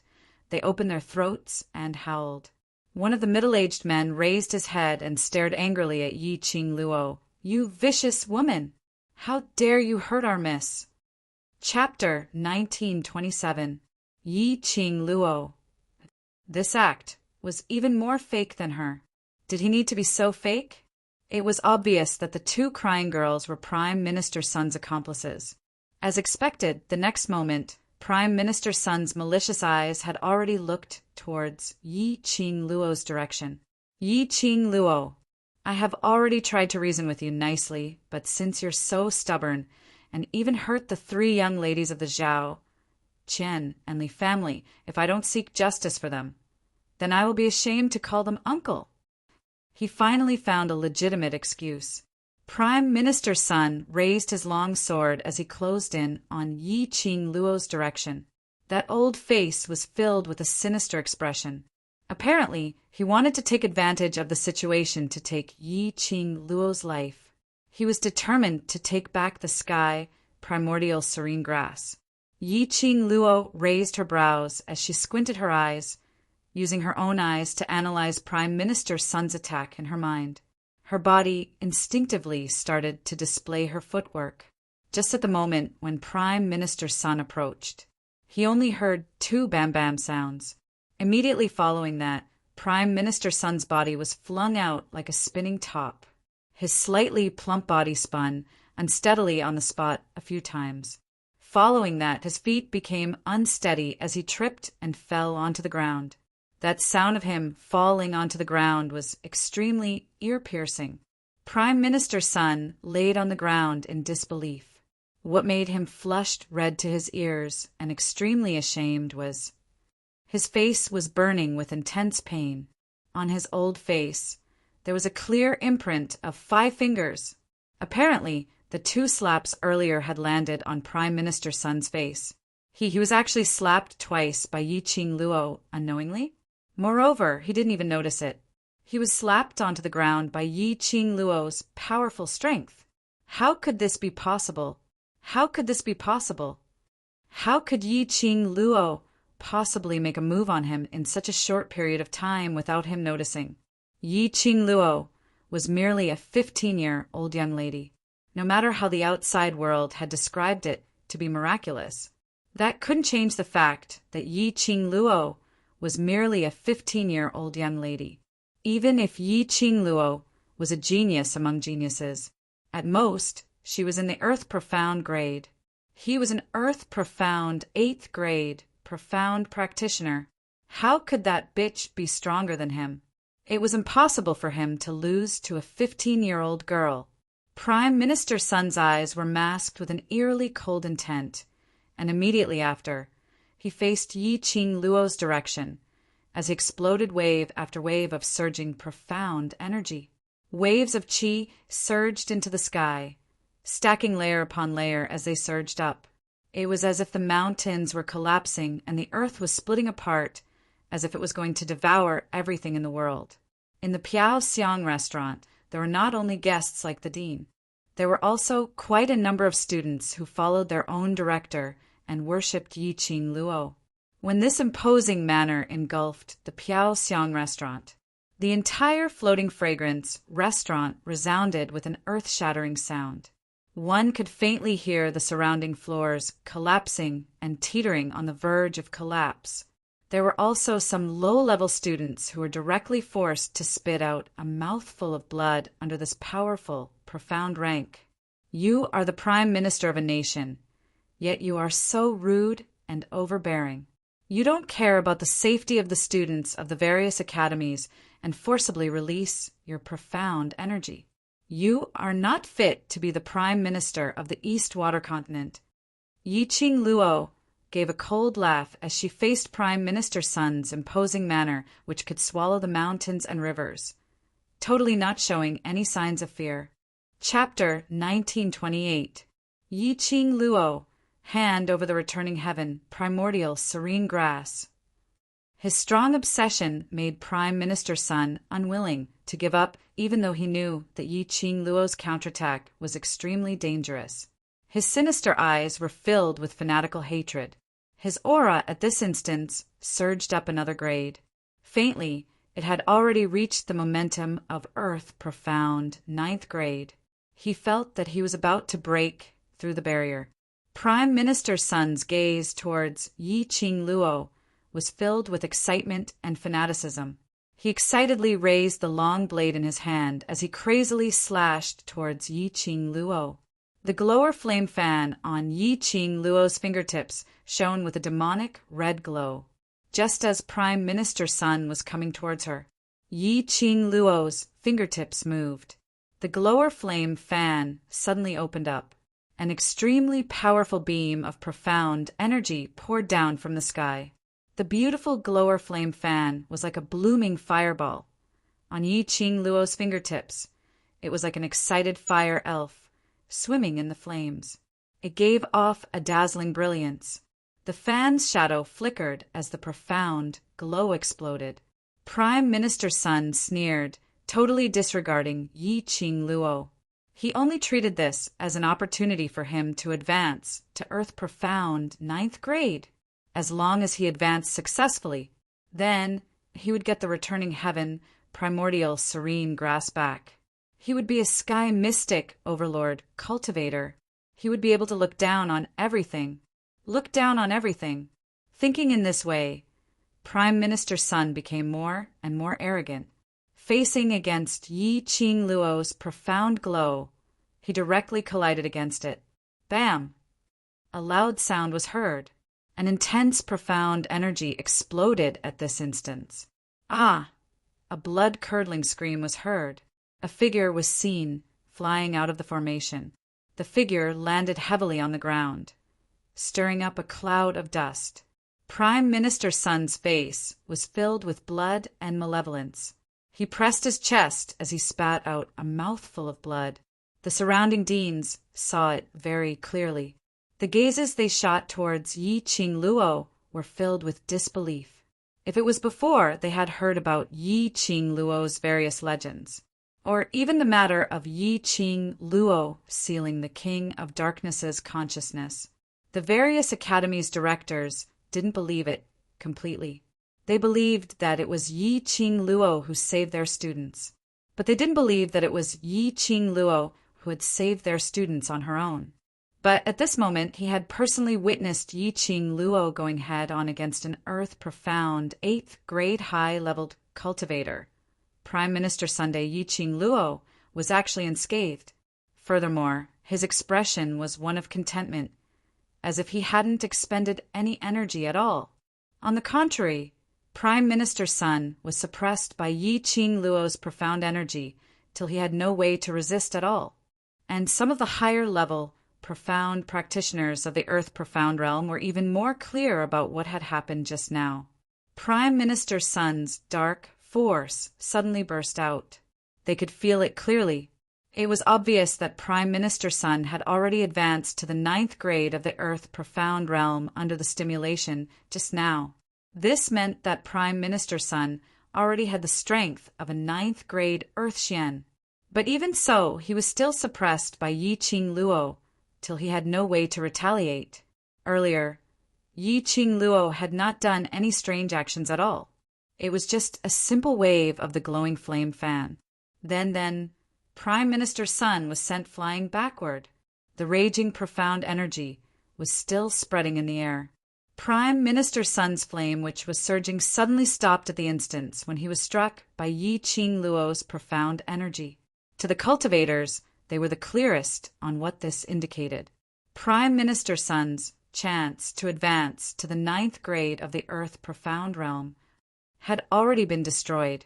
What's more, Prime Minister Sun's profound jade heart had also suffered a backlash because of this accident, which meant the current Prime Minister Sun had not only lost the chance to advance to the 9th grade of the Earth profound realm, and his profound grade had been lowered. Chapter 1929. Of course, this didn't mean that Prime Minister Sun's profound grade was completely countered and could no longer be restored to its original profound grade. But it also did mean that Prime Minister Sun's profound grade could be restored. Prime Minister Sun's strength from the backlash had directly become an Earth profound 6th grade cultivator. Moreover, he was unable to fully unleash his 6th grade profound energy. Otherwise, his profound jade heart would face the situation of his profound qi becoming unstable. In other words, the consequences of Prime Minister Sun being heavily injured by Yi Qing Luo was that the latter half of his life would be ruined. Cough. Cough, cough. Large mouthfuls of blood gushed out from Prime Minister Sun's mouth. Those two middle-aged men who were crying about Zhao Qian Sun and Miss Li could no longer pretend as they pounced towards Prime Minister Sun. Prime Minister! Prime Minister! Prime Minister Sun's body trembled as his pair of venomous eyes were filled with helplessness and hatred. He stared fiercely at Yi Qing Luo. If it wasn't for Yi Qing Luo's appearance, how could he have fallen to such a state? Yi Qing Luo's brows rose as her eyes were filled with ridicule and ridicule. She sneered as her lips curled upwards, as she looked at Prime Minister Sun as though she was looking at a dead object. Hate? He hated her? Yi Qing Luo scoffed as she slowly walked towards Prime Minister Sunday. She crossed her arms in front of her chest as her long and narrow eyes rose slightly. Prime Minister Sun, this time. Your dream of being a sky mystic overlord will be completely shattered. You slut. Prime Minister Sun coughed as he spat out the words. Yi Qing Luo covered her mouth as she laughed delightfully. So, in Prime Minister Sun's mind, a weak woman like me, facing the East Continent's Prime Minister, can only stand there obediently and let you hit me. Then that's called not slut. She smiled as she raised her hand, and with a paw, she slapped Prime Minister Sun's face. That loud sound made Prime Minister Sun's blood spurt out once again. Yi Qing Luo retracted her hand as she smiled at Prime Minister Sun. Prime Minister Sun is indeed not slut. Uffed. The surrounding onlookers couldn't help but laugh out loud. One of them laughed, and the people around him laughed as well. No one knew if they were laughing at Yi Qing Luo's humor, or was he laughing at Yi Qing Luo's wit, or was he laughing at Prime Minister Sun? Prime Minister Sun's face turned green and red as anger surged in his chest. He was about to advance to the earth-profound 9th grade, but Yiqing Luo had turned him into a 6th grade trash. And now he was humiliating him in front of the deans of the continents. Prime Minister Sun's eyes were filled with venom. He couldn't wait to use his eyes to dismember Yiqing Luo into thousands of pieces. "Stare at me." Yiqing Luo raised her brows as she approached him, smilingly. Before he leaned over, Prime Minister Sun had already shrunk back in terror. His eyes widened as he gritted his teeth and stared at Yiqing Luo fiercely. "What are you trying to do? This minister is the Prime Minister of the East Water Continent. If you dare to touch this minister again, the East Water Continent will never let you off." "Guards, why are you guys still standing there? Hurry up and capture this slut who tried to assassinate me." Prime Minister Sun roared as he looked at the group of black-clothed men surrounding the fragrance restaurant. Those 100 over black-clothed men were about to take action after they received the order. Shiruayu and the rest of Devil Class's youngsters had already dashed in front of those black-clothed men. "This young master wants to see who dares to make a move." Prime Minister Sun was so infuriated that he clenched his teeth. "Do you really want to go against my East Water Continent?" "What's the Prime Minister of East Water Continent?" Yiqing Luo's chilly sneer was heard leisurely. Prime Minister Sun must have forgotten. "I am the West Water Continent's Three Springs sect." "Young master, sect, lord, asterisk, chapter 1930. As everyone knew on the 4 continents, the most respected people were not the imperial family, but the 4 great sects of the 4 continents. It was rumored that they were the guardians of the Nirvana realm, guarding the tomb of the divine emperor of the god race. Even now, the Three Springs sect was not what it used to be because of the current sect master, but at the very least, he still carried the title of one of the 4 great sections. If it was a matter of status, no matter what, it was Yiqing Luo who was the West Continent's Three Springs sect's young matriarch, who was more respectable. Even though the former Yiqing Luo had the title of young matriarch, but had no real power. But the current Yiqing Luo was obviously the future patriarch of Three Springs sect. Prime Minister Sun actually dared to use his prime minister position to oppress Yiqing Luo? This was simply a slap in the face. Everyone looked at Prime Minister Sun with ridicule in their eyes. He seemed to be mocking Prime Minister Sun for overestimating himself. Prime Minister Sun was forced to the ground. His cheeks had already turned red and swollen from Yiqing Luo's palms. His old face looked extremely dejected. His eyes were wide open, making his face look even more hideous and terrifying. Yiqing Luo's brows rose frivolously as she met Prime Minister Sun's gaze without any fear as she gave a meaningful smile. "Now, what else can Prime Minister Sun rely on to negotiate terms with me?" Although Yiqing Luo wasn't considered as a righteous person, however, he was definitely not a kind-hearted person.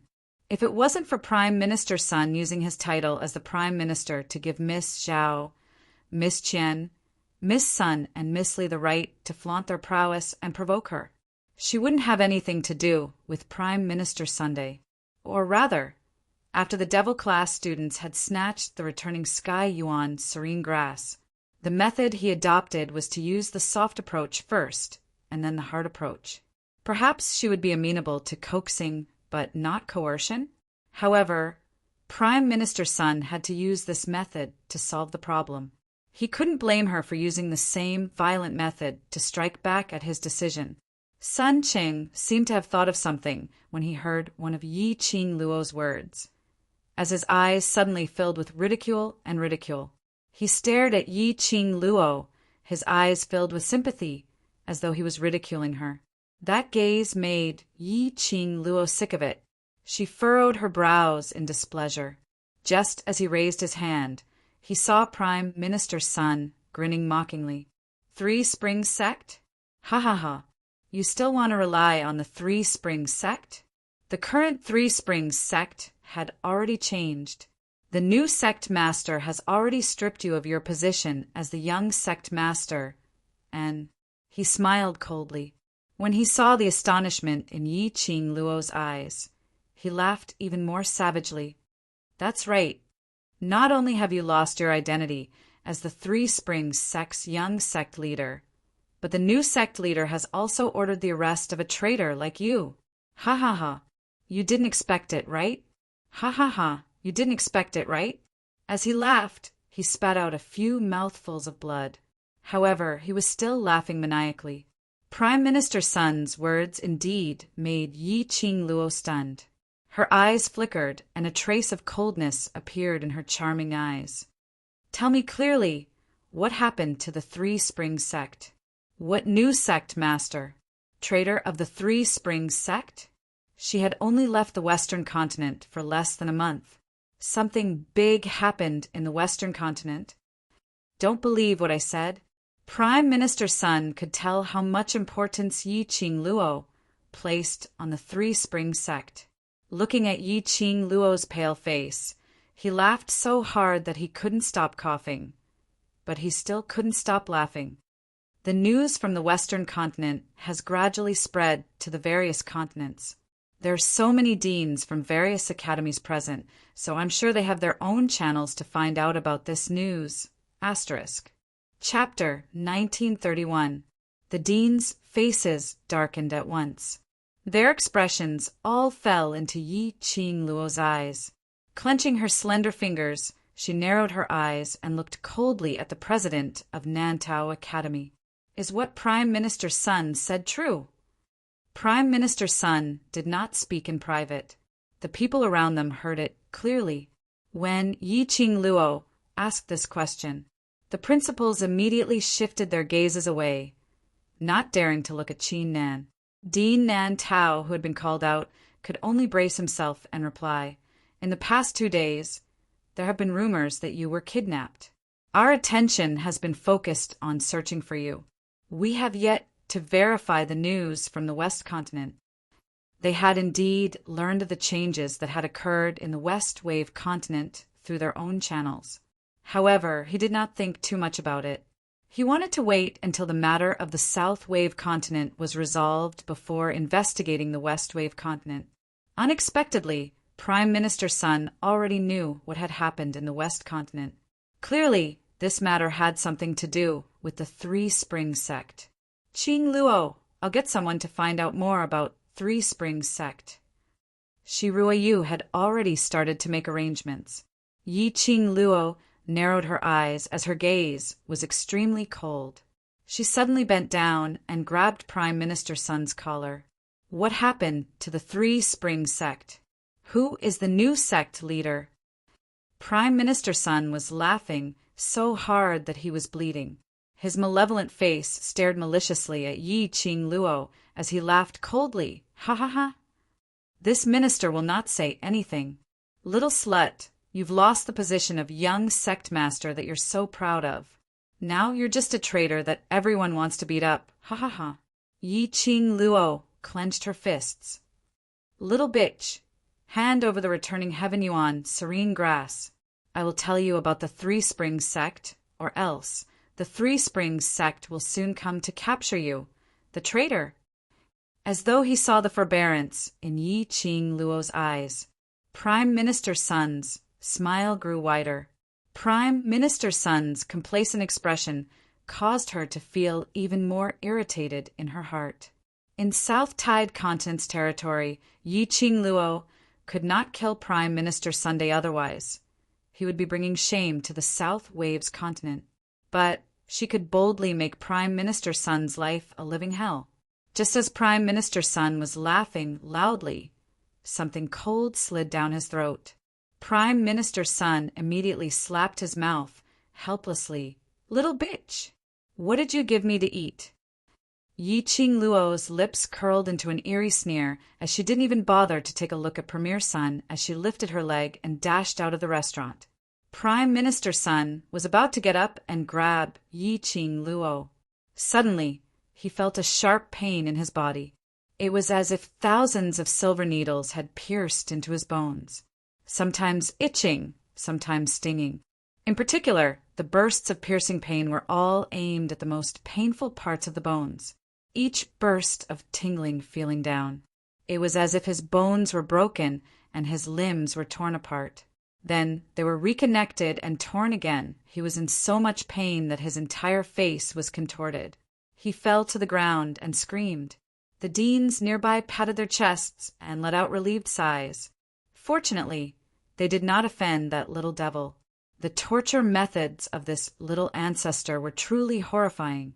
He didn't know what kind of strange things she was carrying on her. Shiruashi and her siblings and those devil-class students had no mood to bother about Prime Minister's son. Chapter 1932. No one had noticed that somewhere on the second floor, a red figure had stopped in his tracks, standing by the side of the railing. The young man's face was as cold as ice without any emotions. A blazing red robe matched him perfectly without any sense of incongruity. His 5 fingers were clenched tightly, clasping the top of the railing. A pair of cold black eyes gazed at Yi Qing Luo's departing figure without blinking. Earlier, it was just a short moment. He couldn't help but rush to the first floor to teach Prime Minister's son a lesson and to tell her all the news about Three Springs sect. But eventually he stopped in his tracks. He was already very clear in his heart. That young lady wasn't the young lady he was looking for. He shouldn't place his vision on her, but not knowing why, even though he knew that she wasn't her. In his heart, in his mind, it was all about her figure. 5 fingers tightened again. The railing broke with a creak. Yi Qing Luo's speed was extremely fast as she rushed back to room 1. In the eyes of outsiders, perhaps they thought that Yi Qing Luo had a deep obsession with the position of the young matriarch of Three Springs sect. But what Yi Qing Luo was worried about was not the position of the young matriarch. Attending the South Continent's exchange meet, Yi Feng you didn't participate, but stayed in the Yi family. If there was a change in Three Springs sect, Yi Feng you would definitely be in danger. No matter who the new matriarch was, he would not let him off. There was also her loyal servant, Ziling, who was thinking of bringing her out of the Three Springs sect, rather than wasting time here to interrogate Prime Minister Sunday. Why not directly return to room 1 to settle the matters of those students? She had to rush back to the West Continent immediately to see what changes had happened to Three Springs sect. As the situation was urgent, Yi Qing Luo didn't stay for too long. She told Xiao Jin about the matter in a concise and comprehensive manner. She asked Xiao Jin to stay in the South Continent until Yan Xiao recovered, before returning to the West Continent with the Devil-class students and Heavenly Academy. As for her, DMO Xian, Long Yunzhan, and the rest, they rode on Shiju and Little Nine. By the time the vice principal and a bunch of students reached room 1, Yi Qing Luo and the rest had already left. At this moment, Yi Qing Luo's thoughts had already flown to the West Continent. DMO Xian hugged her petite body tightly as he comforted her in a low voice. He had already spread the news. Once they arrived at the Western Continent, someone would inform them of the recent happenings in the Western Continent. Yi Qing Luo also knew that the only thing she could do now was to calm her own emotions and wait till they reached the West Continent before she could fully devote herself into the battle. However, when he thought of his silly brother and Ziling, whose leg had not fully recovered, he felt a little guilty. She couldn't help but worry. Shiju and Little Nine were extremely fast, but no matter how fast they were, it would take at least 2 days to travel from the South Wave Continent to the West Wave Continent. Moreover, Shiju and Little Nine still needed to rest. Therefore, by the time they arrived at the West Continent, it was already 3 days later.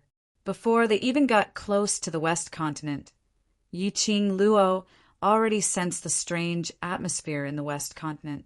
It was extremely strange and abnormal.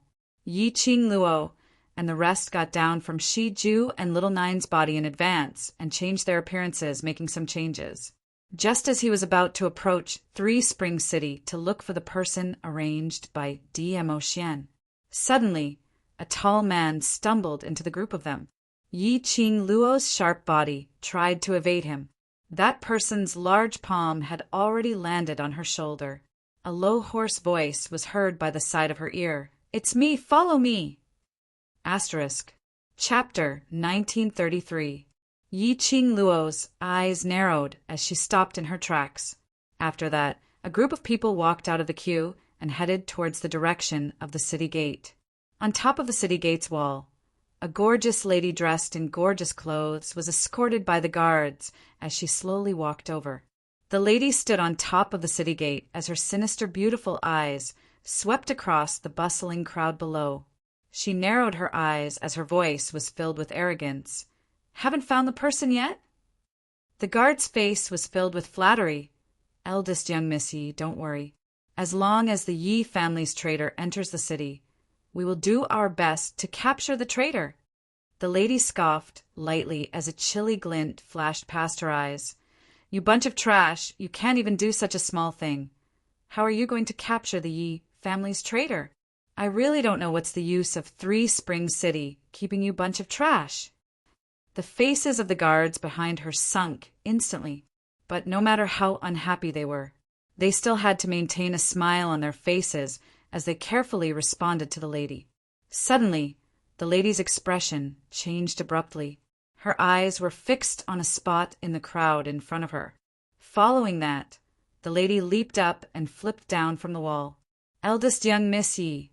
Eldest young missy!" The guards were in a mess. The commoners or merchants who were entering the city were all shocked when a gorgeous lady suddenly leaped down from the sky. However, that lady pushed the crowd aside as her gaze frantically searched through the crowd. Instantly, the outside of the city gate was in a mess. A few hundred meters away from 3 Spring City, in a more secluded, abandoned temple. Yi Qing Luo had yet to open her mouth when she saw the man in front of her walking straight to the back of the Buddha statue, only to hear a creak sound of stone rubbing against each other. Behind the Buddha statue, a secret entrance appeared. Yi Qing Luo raised her brows as she sized up the man with interest. "Zi Fan, you also made a secret entrance behind the ruined temple. Don't tell me you've long guessed that one day our Yi family would need to rely on this secret entrance of yours to escape?" She laughed out teasingly as she bent over and entered the secret entrance. The man shook his head as he laughed lightly. "I don't have the ability to predict the future. This secret entrance was made by Zi Fei that lad out of boredom." Although the tunnel was roughly dug, it was enough for a tall man to walk. Yi Qing Luo and the rest walked along the secret path for a short while before they saw the lights in front. Following that, a figure walked out. "Big brother, you're finally back. How is it have you found Qing Luo?" The last word had yet to leave his mouth. When that person saw Yi Qing Luo, his eyes suddenly lit up. "Qing Luo! Qing Luo, you're finally back." Looking at the young face in front of her, revealing a joyful expression, Yi Qing Luo couldn't help but laugh. What happened to 3 Spring Sect? Why are the 2 brothers of the Mu family hiding in this secret passage? He was right.